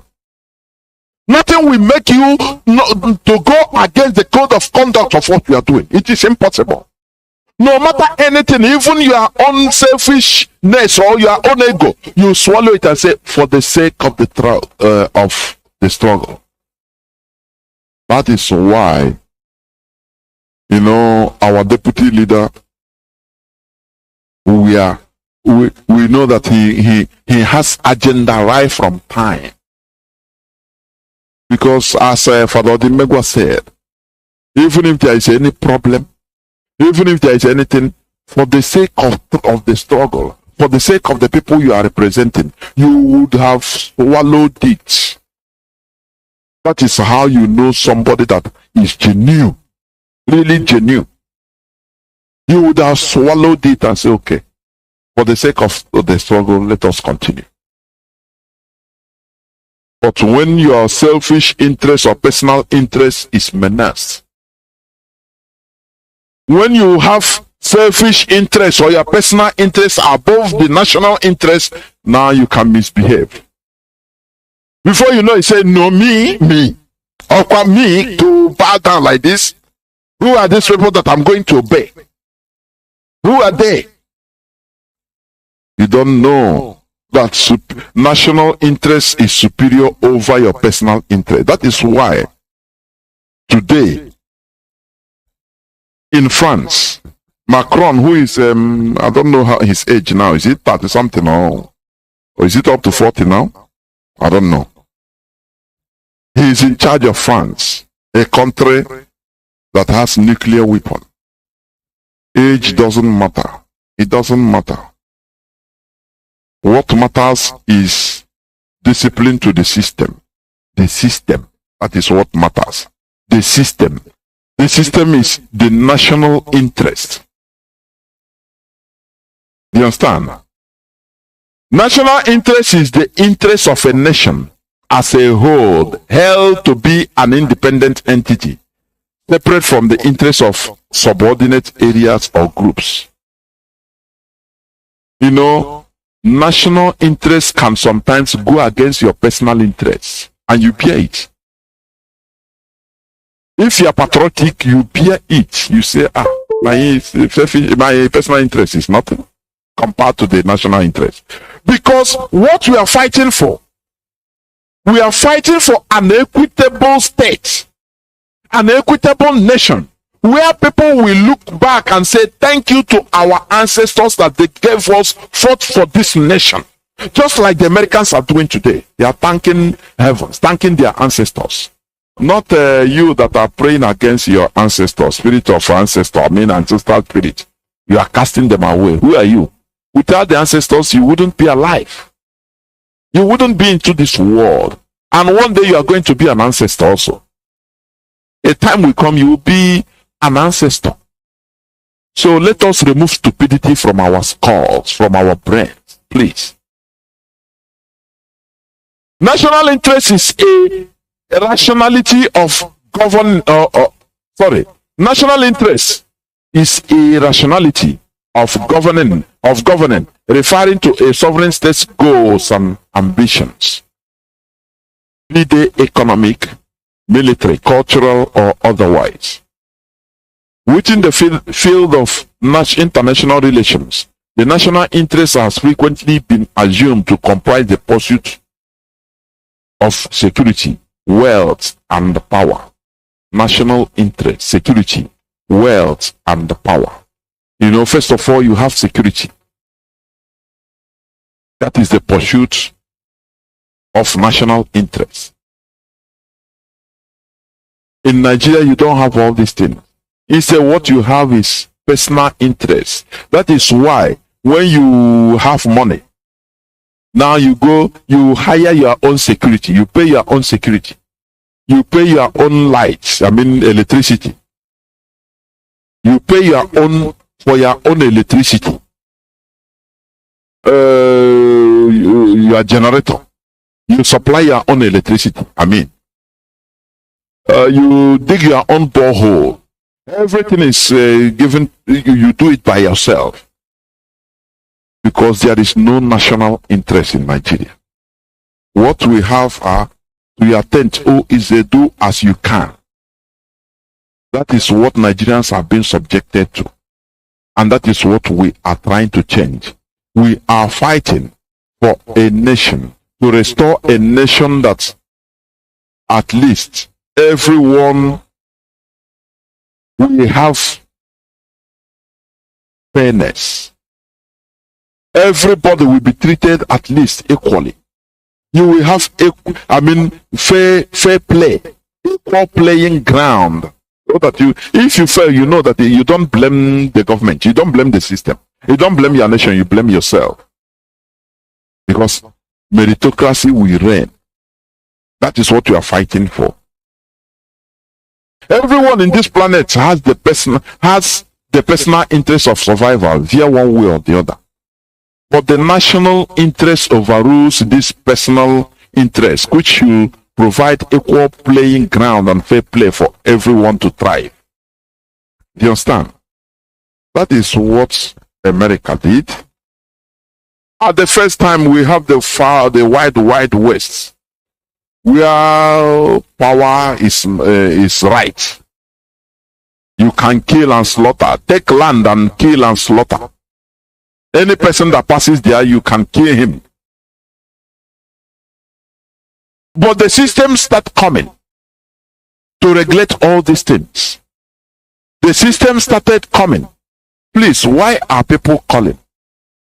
Is my voice not coming out or what? I don't really understand. Why are people calling? Or is it just to disturb me?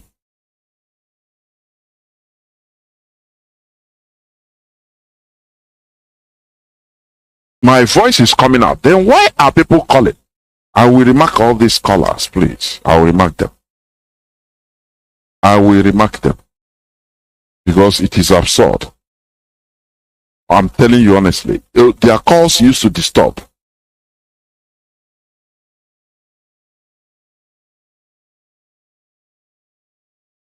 Why? Why are our people? Why?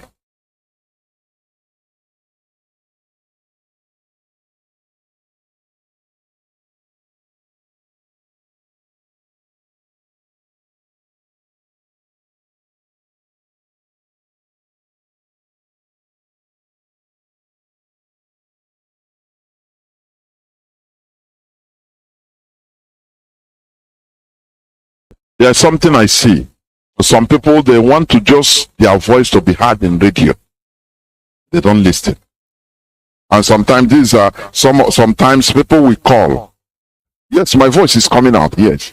Sometimes people will call and say, I didn't hear please, can you remind me what are you talking? If you didn't hear, why should you call? If you didn't hear the teaching or the discussion, why must you call? Must you? Sometimes sometimes our people will surprise me. I'm telling you.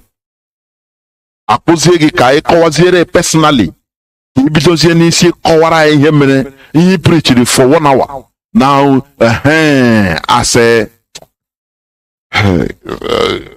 sometimes our people can frustrate you, but thank God we are formidable. Honestly, people are calling.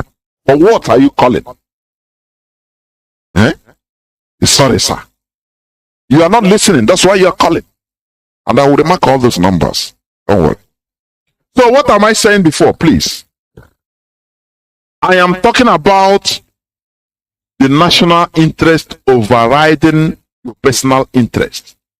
That is the topic of my submission. As I said, everyone in this planet has his own personal interest of survival via one way or another. But the national interest overrules this personal interest, which should provide equal playing ground and fair play for everybody to thrive. Do you understand what I mean? You know, in Nigeria, there is no fair play. There is no equal opportunity. There is no... People are living in medieval period. That is why you see people, oh, he's a billionaire, he come around him, he will hire, you pay for military. Everybody toting guns around him, and he will be misbehaving. Do you see the problem we are having? Do you see why we are doing what we are doing? Because we want the national interest promoted, so that at least people, equity and justice and fairness will be promoted. The system will be put in place. We are learning governance. That is why sometimes when I saw people, they say, I love Mazi Nnamdi Kanu, but I know that person can command me, only him. I laugh. I say, no, these people are, they are naive, either ignorant or voluntarily mischievous. I'm telling you. I heard that statement. Hey, I love Mazi Nnamdi Kanu. Anything he tell me, I will do. But not DOS. I say, now, Mazi Nnamdi Kanu instituted this. It's just like when people that are no more listening to Radio Biafra. You are not listening to my voice. Are you? Because this platform is being instituted by that person you say you love. Is Nnamdi Kanu going to live forever? Is Mazi Nnamdi Kanu are we going to live forever? What if you don't respect what Mazi Nnamdi Kanu instituted? You are deceiving yourself. I'm telling you. You are deceiving yourself. You are emotional. You know what we are doing? We are trying to let our people remove too much emotion and be realistic. You understand me? Be realistic in what we are doing, not emotion. Emotion of praying in the church. You say Holy Ghost, everybody will be jumping up. Say Holy Ghost, catch you.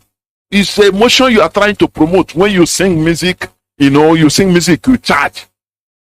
It's emotion. We should be realistic in what we are doing. What we are fighting for is to make sure that national interest overrides, reigns supreme against our personal interest. Because if it is personal interest, it will be anarchy everywhere. Water. When you see flooding.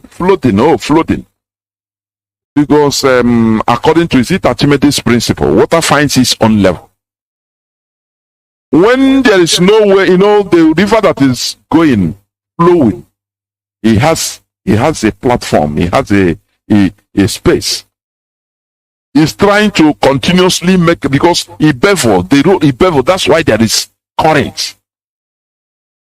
When there is too much of water at one particular time, suddenly it bursts and overflows everywhere.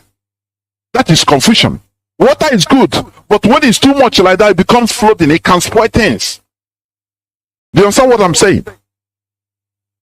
So we are trying to manage our people so that we understand what it means to serve our country, what it means to serve our nation, what it means to be genuine in what we are doing, Not you are expecting money to be sent to you. Not you are expecting for you to have contact. For you to be taken to oversee. IPOB, you are doing IPOB so that people are seeing you to help you. No.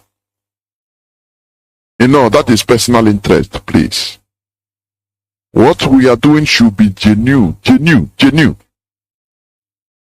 To get a country, restore a country, whereby in the next 100 years, people that time will be happy. They will look back and say, thank you, Mazi Nnamdi Kanu. Because by that time, he must have been an ancestor. Likewise, me, Mazi Johnathan, I would have been an ancestor. Likewise, most of us. In the next 200 years, no person living in this planet Earth today will be alive. Do you know that? In the next 200 years. It doesn't matter they born you today. You will be dead by then, gone. Do you understand what it means? You will be an ancestor. So that people will see, even if, like George Washington, he didn't eat the fruit of what he fought for. But he set up a chart, he set up a channel, he set up institution. He made sure that people's brain were enlightened so that they continue following that system. They died, they fought and died for. And today, the Americans are happy for their ancestors. For setting up, making sure that, look, their personal interests, we are not superior to their national interests. You understand me? The children of Israel, I used to give an example, different ways. The children of Israel were punished for the single sin of one man, they call Achan or Akan, when he hid some materials from Jericho, when they were commanded not to take anything. It will be dedicated to God. And this man saw different things and hid it. God knows something. He's all knowing. He know that he know the man. He would have struck him dead, but he didn't do. Instead, they start killing the whole Israelis. If they go to war, they become defeated. For the sin of one person, for the personal interest of one person. You know what God is teaching them about national interest, to be in bulk. One person can cause offsets. Beware of your personal interest overruling national interest. When they say our institution says our system is like this, don't do like this, and you go and do it, it can offset. It's just like cobweb. It can offset the system. God started punishing the whole people, so that to make them start thinking, start working by themselves. God would have told them, no, it's one man that did it. These people that are telling you today that God can send you a lot, they don't work and God will do you like this, they are criminals. I'm telling you, they are criminals. During the time of the old, even God taught people how to work, how to make use of their brain to find out something and do something about it themselves. Because they shouldn't depend on him always to kill that sinner or that criminal or their enemy. Go and use your brain. God was telling them, there is somebody, after they came back, after all those defeats, what happened? They asked. And through the prophet, God told them, there is something that happened, so find it out. Somebody is a criminal here. Find it out. Is it hard for God to say, to bring out and show even strike that person down immediately in the presence of the people? Is it hard for him? But he wants them to work, to find out that work. That is to put that thing will make them, they put a system. They work out the system among them in order to find out a criminal. Because they're a group of people. It's national interest. That is why, I used to tell you that the Europeans, they are the people that are even doing the will of God, creating in this world. They are exploiting that command that God say, go and exploit this world. That is what the Europeans did. Do you understand? You know, we cry every time. Hey, the Europeans, they are the authors of our problem. This and that. I laugh. I say, no. This world, I used to repeat this thing here. I don't know if you have contrary view. You can call when the lines are open, you can tell me. And we can discuss about it or debate about it. But for me, I say, no. This world is a free world. Why didn't our ancestors go first and discover Europe and conquer them and share them? Maybe have a Arochukwu conference where our ancestors will share the whole from Luxembourg, from Spain, France, Portugal to Scandinavia. Share them for among themselves and go and colonize them. Is it not a free world? What were they doing that time? Where weren't they developed and are they not human beings? Sometimes we, out of emotion, they are killing. I said, no, we are the cause of our own problems. We are. Today we are still, struggling to restore Biafra. We see people that we started this struggle before them. They are free. They are free. Why can't you consistently continue the struggle? If it comes to politics, you insert politics. If it comes to armed struggle, you enter. You persevere. The same way the Taliban persevere, and today they chased out the world power. Don't you see something there? But every time we complain and do nothing. Remember, God wants you to use your brain. God wants you to work. That is why to exploit the world. The Europeans, they first of all found out the secret. And the secret lies in the brain. The different ways of thinking. When our ancestors when they came to the shores, the seashores, they look at the horizon. They say, instead they do sacrifice. Say, there is a God living there. Oh, you cannot enter. That place is the end of the world. And all of them will say, yes, and they will. Everybody will go back to his forest and start being there. But the people that are wise, that develop their brain, they say, no, we can risk it. Let us go that horizon and see if we perish, we perish. That is why the Bible says, he who loses his life will gain it. If you risk, no risk, no gain. That's it. The Europeans, they said, do you know that even that time it was the most powerful seafarers in the world were the Portuguese and the Spanish. They divided this world among them. Do you understand? They divided the world among themselves. So they risked and started venturing to where others will not. If you want to go there, I said, no, you want this deity to swallow you? Don't go. The Europeans, they risked. Do you know how many hundreds of thousands, if not millions of them that perish inside the sea? And you are talking, they are exploiting us. The world is for exploitation. If you know this, if you understand it, you will keep quiet and walk so that you become powerful to exploit other weaker ones. That is as the people. I'm not talking as individuals. Do you understand?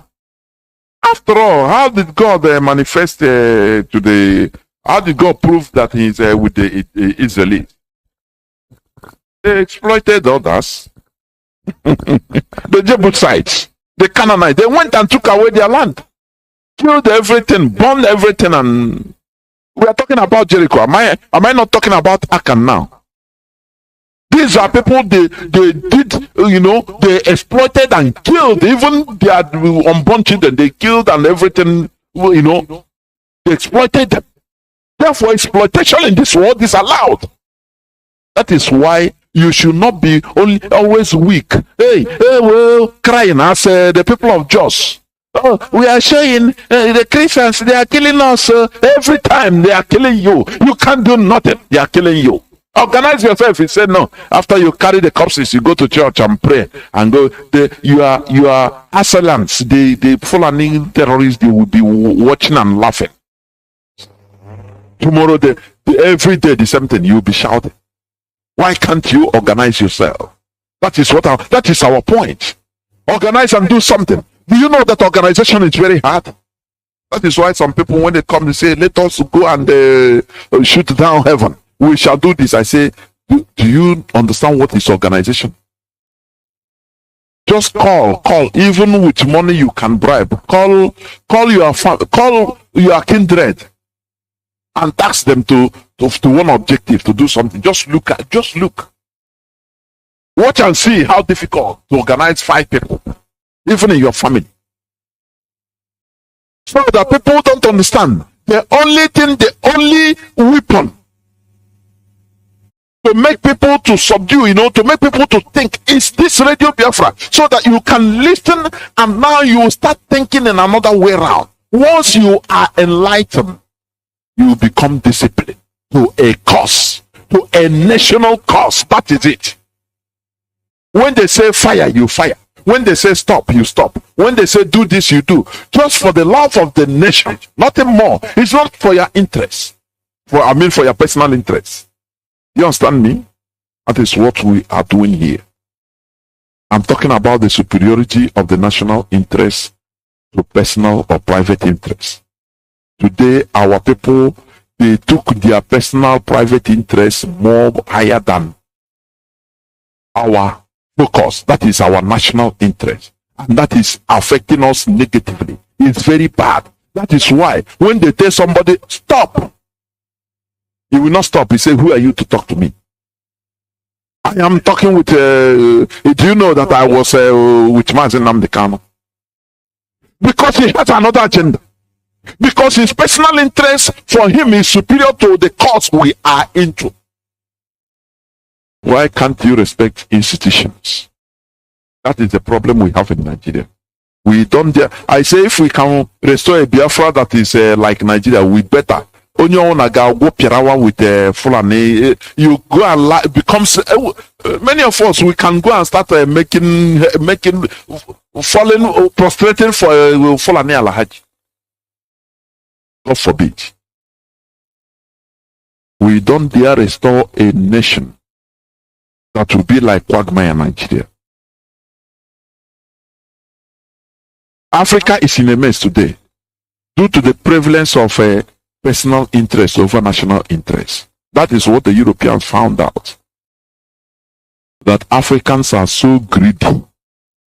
They can sell their own mother. They can sell their own people, kids and kings, just for their personal interest. That is what is playing out today. And they use that weapon. The Fulani, they are using it against us Biafrans. We, even Southerners, at Middle Beta. Give them, just give one of them, give him position. Make him look relevant. And now he will, he will sell every other person. He didn't start today. This is the problem. IPOB is teaching us to opt for national interest over personal interest. Do you understand what I mean? Do you know that if Japan, I used to give this example all the time because, Japanese, they surprise me. It's when you study Japan, you will get thrilled, honestly. It's a highly developed country. And their history, you will love it. If left for the Japanese people to pursue their selfish interests concerning the European Christianity or the European invasion at the early time, most of them would have opted for the Christendom because they could be individually billionaires and millionaire pastors with private jets. But their national interest of protecting their traditional inheritance prevails, and today they are enjoying it. You understand what I mean? You know, Japan, they resisted Christianity for 265 years. From the 16th century to 18th century. Europeans brought advanced technology, advanced weapon, and their version of Christianity. And some Japanese started falling for their Christianity. They bought the system. Even that time, Japanese, they were fighting against themselves. Everywhere before, it was war. Everywhere around the world. You know, it's an advancement that even minimize war. Before, it was fiefdom. Everywhere war, tribal war, kingdom war, because there is feudal system prevalent everywhere. You have warlords. You understand? Just like the Europeans, they fought more wars than Africa, more tribal wars than Africa even. People don't know this. What made the Europeans refined is because they started using their brain. They became enlightened. Now they possess the secret of humanity, the secret of this planet, controlling it with brain. You start using your brain. That thing God was teaching the Israelis, now the Europeans, they got it. Because at the beginning, right from beginning, God was teaching the Israelis in order to use your brain. Use your brain to control your environment, control your people, control things, do work, do something. Therefore, you cannot do something without using brain as human beings. That is why when somebody sins in the Israel, God don't strike the people. Most of the time, God don't kill that person. He will suffer the whole nation. So the people, they will start asking, but why this thing befall up? No. Now God will tell them, there is somebody in India that did something. Therefore, it is for you to find out, which means you use your brain. Find out. Now, when they found out, now they will try to find a way in order to institute something among themselves to prevent another person from doing that. That is what God wants. And that is what the Europeans did. They used their brain, they changed the way they think. And bingo, they got the key. You know, people, they call people different names. Illuminati, they are bad people. These are people that knows the secret of this world. You don't know.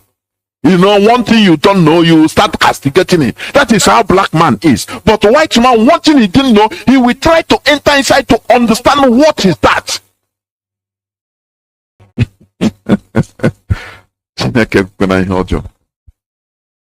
So this is it. The Europeans, they use their brain. The Japanese, you know, the Japanese king, they bought the advanced weaponry as of that time, gunpowder. People the samurai that we are using bows and arrows and swords. Now they saw weapon, gunpowder that you can use, you know, and shoot somebody without coming nearer to the person. Maybe 100 meters, you kill the person, or even more. You kill the person. Is it not more advanced? Before he can come to you to hit you with sword, you just press the trigger and the person will be shot with the blunderbuss, the ancient thing gone. It thrilled the Japanese. They say, okay, we bought this, we buy this. But when it comes to ideological dominance, you know, the Jesuits, the missionaries, they went into work. The Japanese, they said no. No. If we allow this, we are we're in a problem. You know that today Christians are less than 1% in Japan. It will baffle you. Christians, Japanese Christians are less than 1%, 1%, less than 1%. But you see, people are thriving. Many you know, if you have a Japanese visa, you even go and give testimony. You understand? Do you know that if many of them were allowed to make choice, Some of them would have been made missionaries also. Oh, they would be overall pastors, bishops, and this and that, going on private jet today. The same way our people are today, subjugated in the hands of all these so-called clergymen, imams and pastors and priests and clergymen in general, making money out of the stupidity of people. You know, somebody said sometime, I laugh, but it's true. He said every Sunday people are going to the church playing lottery. They will tell you, sow 1,000 naira and win 10 million. Sow 1,000, win 10 million. And people are doing this all the time. Many, they are not winning. Every time so, and you will, okay, if you sow small, 500, God will give you one small blessing. You will win maybe just 1 million naira. But when you sow big, you win big. And people are falling for this rubbish. Because people are not using their brain. Do you understand? Do you think that if had it been the system that time, the Japanese kingdom or the kings, had it been they opened up and say, okay, let people do their wish, many people would have allowed Christianity to come, because many will be gaining. Many will be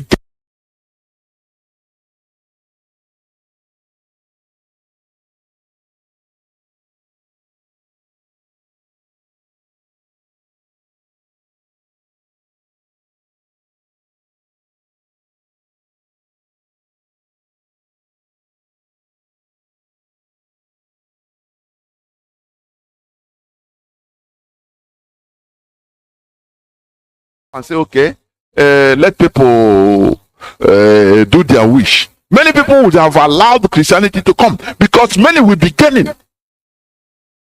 Many will be gaining.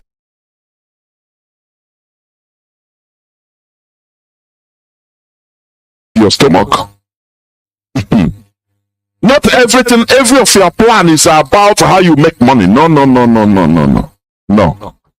If the Europeans are doing it like that, are thinking that way, we wouldn't have had a aeroplane. Let people do their wish. Many people would have allowed Christianity to come, because many will be gaining. Many will be gaining.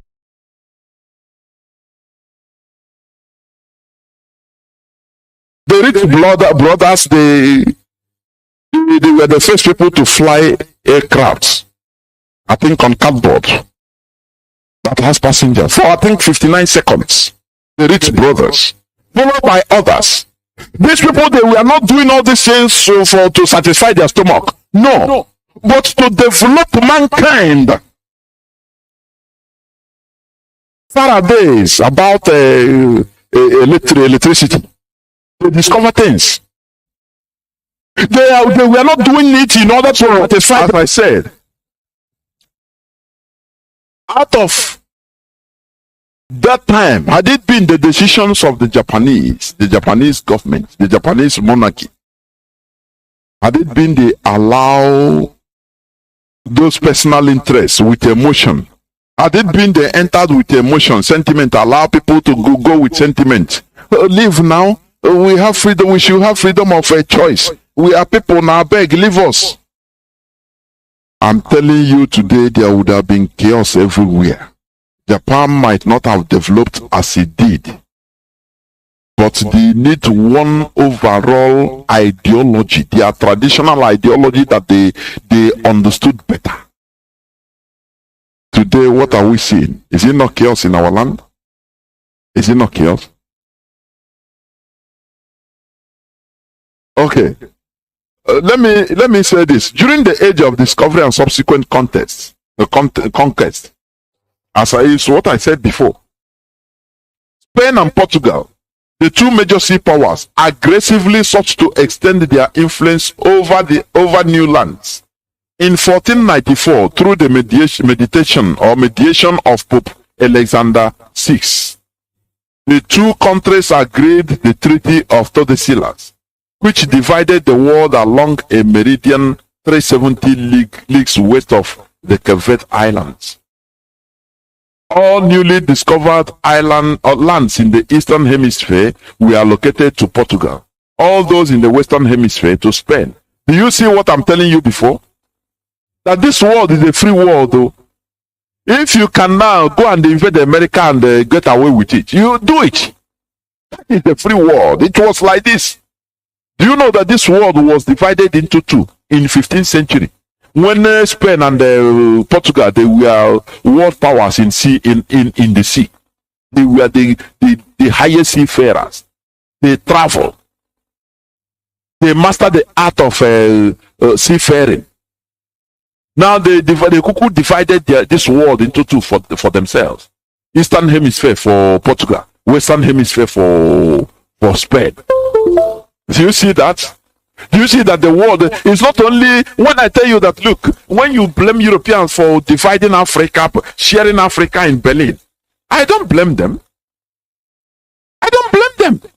Why should you blame? Because they feel that they can exploit us, and they did. Why did they do so? Because they started using their brain. Had it been we are the first people to start using our brain, we should have done the same things to them against them before they did it to us.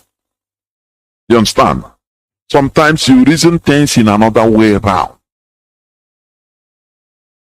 During the period of the great discoveries by Spain and Portugal, and as the countries in Middle and South America, Southeast Asia and Africa were colonized, the native religions were to be eliminated, often by the sword, to impose Christianity. Often by the sword. And listen, when some people are telling you that Christianity, if they slap you, say, Bible say, if they slap you from here, on the other side. But that Christianity, it was imposed on many people by sword. Do you understand it? Nah, you know, our brain exploit mental slavery. You know, they mentally enslaved us. Physically and mentally. Mentally is the worst, so that we become helpless. They made sure that we don't think out of the box they put us. That is what IPOB, Radio Biafra, is making you to think out of the box. Do you understand? Think outside the box. Otherwise, you start thinking every time they cage you, they say the way they cage you mentally, you continue thinking like that. That's why when you see people, only their argument is based on quotation from the Bible. Only they don't know any other thing. And when you tell them, please, this thing you are quoting, okay, do you read the other? Are you versatile? Have you read Quran? Have you read Confucianism? Have you read Hindu book? Why is it all about Christians? Come on, see the world in another perspective also, from the perspective of other people. Do you understand? So what am I trying to say? These people, they maintain their national interest. That is why, first of all, they have to develop their brain. Because that is the first thing. That thing that God was making the people to do, the Israelis, God worked on their brain. God would have done everything for them, killed their enemies, the Moabites, even in Canaan, before they reach that side. But God allowed them to do work, to do it by themselves. If somebody sin or commit crime, God will punish all of them, to make them, to put a system to fish out a criminal. Now it is for you to, tap your brain, scatter your brain in order to bring out a system. Build institutions that will be fishing out criminals. Otherwise, the punishment will be collective from God. This is what God taught them. So when the Europeans, what they did, the Berlin Conference, everything they did, it is in consonant with the rule of the world, even by God. Exploitation is allowed. If today we develop, Biafra come and we become superpower. If we can get away with it with the coalition of the willing, we invade another place and get away with it, exploit. It's allowed. Don't you know that? It's allowed. That is why sometimes all this we are peace-loving people. It gets me to the mouth. I'm telling you. If you're a peace-loving person, your ass is grass. You always you take any nonsense. You should be licking anything because you are peace-loving. I hate that sentence. It's before they use it to deceive us. Peace-loving people. Igbos are known for their peace. They don't look for peace. They only they don't look for trouble. Only where they are selling or they are making their living. I say, what? This? Do you know that Oyipo, they are not peace-loving? This is a story for another day. Do you know that they are not peace-loving? It's only the law that forced them to be like that because they have a very brutal law. I say brutal law. It doesn't forgive. For you to understand, that is how they made, and that is how human beings should be. If you're peace-loving, the other day I preached it. We shouldn't be peace lovers at all costs. Otherwise, you become chicken.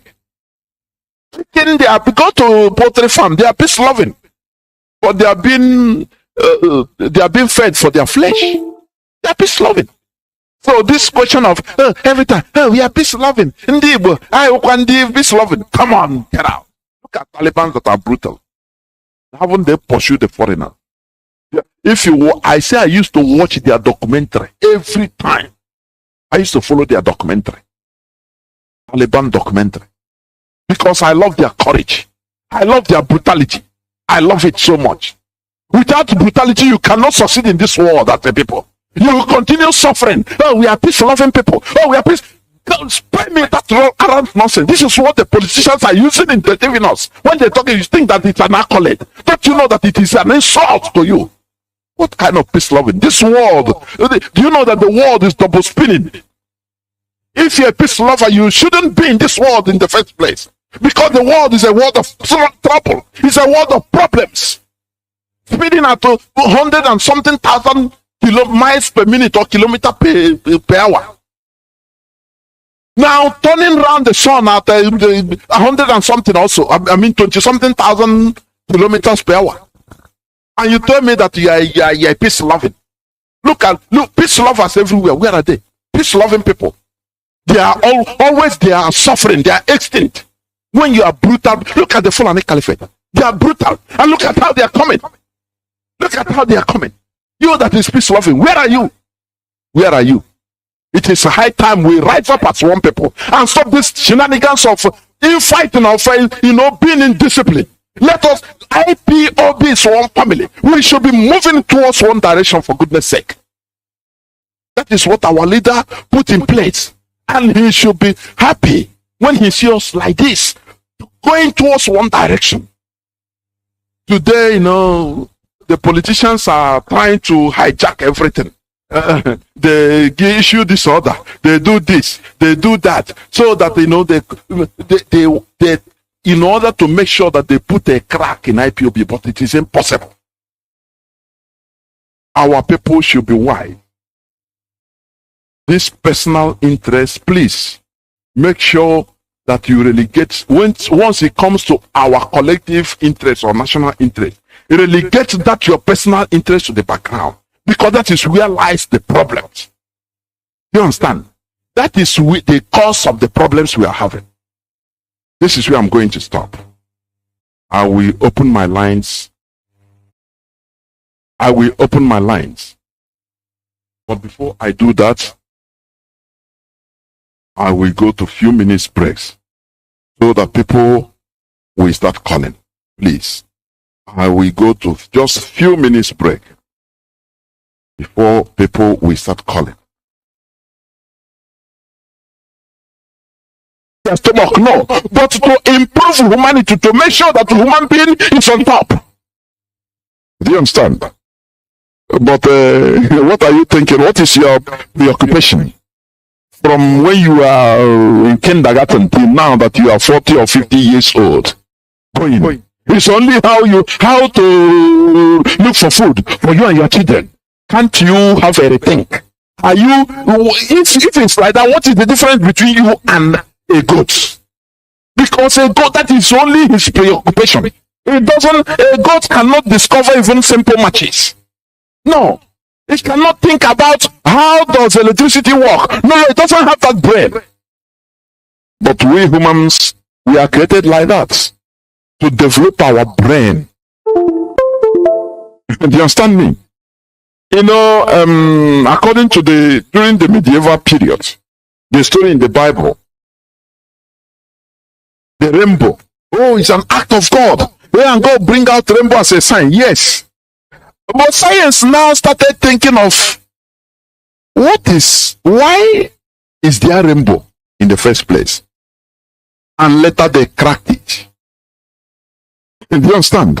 That thing that was a mystery before, when people's minds, when people's brains, we are never developed. Now science cracked it, because that is how it should be. And even God, anywhere he is, will be clapping for them. And that is why they are in control of everywhere. Because they developed their brain. For you still be anywhere. When you see rainbow, you say, oh, it's a sign of God. Oh, yeah. But there are people that have explained it. They can form artificial rainbow. Just water crystals in the atmosphere. Water crystals. Now you pass the right light and you see rainbows forming. What is it? That is explanation. That thing you think is an angel of God that did it. Oh, yes, he can do it. But human beings can do it too. The same way human beings can now form rain, artificial rain, and it will be falling in a city. Don't you think that it is absolutely normal? I'm talking about why we should never fail. IPOB. When we say IPOB, we say one family. IPOB started with barrage of criticisms, insults. Oh, these are small boys. Oh, this and that. But because of consistency, we are where we are today. Today, our leader is in the hands of our enemies, and all hell broke loose. You see people with different agendas in IPOB popping up. Sometimes I will just be watching. I say, so IPOB, one family. So, you know, there's one thing I see on people. Let me tell you, the pattern of, we have been in this struggle right from time 2013, early 2013. There is a pattern of all these people. Most of them, do you know what they do? When they are committing, they are misbehaving, they will see Mazi Nnamdi Kanu. They will be calling Mazi Nnamdi Kanu is our leader. It's our leader. I used to watch their pattern, the same thing. So that people, you know, oh God Almighty. The same way, according to the Holy Book, the same way Satan works, it will come subtly. Oh, the God said that you should not eat any of these trees. No, just to stir up conversation, to make you believe that, oh, this one also, you know, there is nothing wrong. It's not harmful. They always continue. Once they start departing, they will continue with, oh, our leader is Mazi Nnamdi Kanu. They continue making it so that in order to capture you more and more, people more and more, followers more and more, oh, at least he believes on our leader is our leader. From there, he will be telling you truth and be dishing out what you want, what the thing, the main thing he is forming that to be, you know, to be solidifying and entrenching his ideology in you. We know this system. We know it. Once they see that they have gotten enough people and you know, they have entered too much inside you, now they open up directly. They will start criticizing our leader. No, but this thing is doing. Is it the only one person? I beg. From there now you see, because he have entered into the minds of people, which I have seen it many myriads of people. It's like that. So, what I'm warning our people is why we should not fail. Let me read something, please. because I'm not going to take much time. I want to read something. One of the reasons why we should not fail. So that when you are yapping, when you are talking, when you are acting, 6224. Our WhatsApp and Signal line is +61 405 142 547. I repeat, WhatsApp and Signal lines +61 405 142 547. Call us and give us our view. As usual, as I told you, please make sure that you be fair so that others will also be, you give others the chance needed to call by being brief, please, as you can. But remember, the topic of our submission today says superiority of national interest over personal interest. I'm going to go first to caller on direct line. Caller on direct line, can you hear me? Please call us on Signal and WhatsApp. Hold on. Caller on direct line, can you hear me? Caller on direct line, can you hear me? Please go on. Welcome to the program. You are the first caller. Go on, please. Thank you. Mazi Johnathan, may God bless you, and I want him to protect our dear Nnamdi wherever he is at this moment. And may Elohim bless all Biafrans, especially IPOB, ESN. We all in this together. Mazi Johnathan, I say your program today, you have said it all. So my own faith, I want all Biafrans to join my faith that we have nothing to chase anymore, is to free our dear Nnamdi Kanu and to restore Biafra. There is nobody that will heard what you said this or this at this moment that will not gather himself together and forget whatever, any gossip or what offend anybody have offended him or her. Now, not to focus on this particular restoration of Biafra. Please urge every Biafrans, wherever you are, please forget whatever that somebody has or whatever that the agent of devil and the zoo are using up and down there in social media and began to destroy what we are doing. Let everybody focus on the way to restore Biafra and chase them out of our land. There's nothing we have anymore. Jonathan, your word today was like everything. You just say everything. You just touch every angle. So it gives us reason to focus on what we are doing. And there's nothing anymore that anybody can do or to say in social media to distract our mind or to divert us to focus in whatever the politicians what they want. No, what we want, Biafra or not in Biafra or death. That is all I want every Biafran around the world to focus on right now, and that is final. And we cannot go out from it until the Biafra is restored. Thank you, Mazi Johnathan. Thank you. Anyway, my name is Chijoke. I'm calling from New Jersey. Thank you, Mazi Chijoke. Thank you very much. Caller on WhatsApp, please. Welcome to the program. Caller on Signal, Mazi, please hold on. Caller on WhatsApp. Go on. Caller on WhatsApp. Okay. Good evening, Mazi Johnathan. My name is Mazi Obona Wafam. I'm calling from my location. I listen to your submission. In fact, every evening I always look forward to your program. I've gained a lot. Like today's topic on national interest over individual interest. It really is a well-timed lecture. And that makes me to remind, because I always read Russia history, Russia Cold War history. Do you know that the Russians, they value motherland, they call motherland Russia? Of course. And if they catch any saboteur, they eliminate the saboteur immediately. They don't even think it twice. They don't think it twice. In our land, Russia, in our land, we use emotion. We combine emotion with everything, which is very, very wrong. Yes. People that are brutal, that are highly mad about their national interests, they succeed. You don't joke with them. Honestly, they always succeed. Yes. But when you join emotion. Another example. Yes.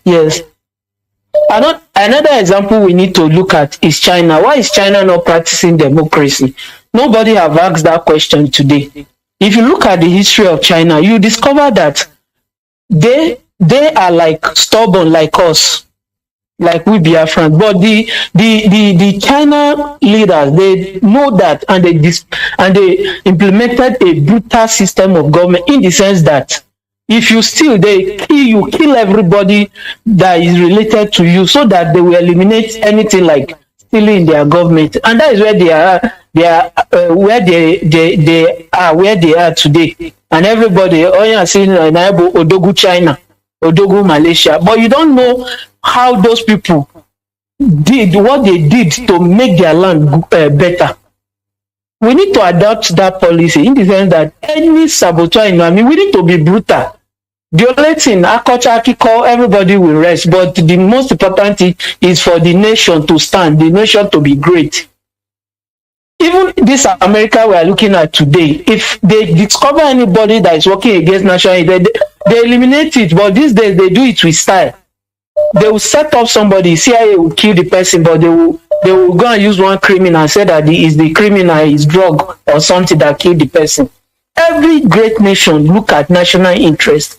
We need to adopt that. Biafrans need to wake up. We need to wake up if we must restore Biafra. We need to wake up and stop being sentimental about all this and deceiving ourselves. So, and our forefathers were like this, just that they fell prey to westernization and Christianity. And that is what the white men came subtly and took away our dignity as Igbos and as Biafrans. So we need to go back to the way our forefathers that fought them then were. And we need to be brutal against any saboteur, especially Igbo land, Biafrans. We have the greatest number of saboteurs in any nation around the world presently. So look at Yorubas, the way they came together. Thank you, sir. Thank you. Brother, thank you. You have said it all. Thank you. Caller on signal. Mazi, welcome to the program. Caller on signal. Mazi, can you hear me? Hey, Biafra. Almost hey, Biafra. Good evening. Please hold on, I'll come to you. Good evening, Mazi Johnathan. Good evening, all Biafrans worldwide, and also the sympathizers of Biafrans. This evening, my name is Mazi Johnathan. I am a native of Abreba. Abreba is in Umuahia province of Biafra. And the Abreba is a riverine area and also a hinterland area of Biafra land. And this evening you were discuss about national interest. First, I want to use France, give you as example. You know, when you started, you were asking the age of the president of France is 44 years now, and also. If we go back to when he win election, there is a party here in France that are against the foreigners, and if you check what they are saying, they are talking about the national interest of France. By Marine Le Pen, right? Yes. Marine Le Pen is talking about I need to take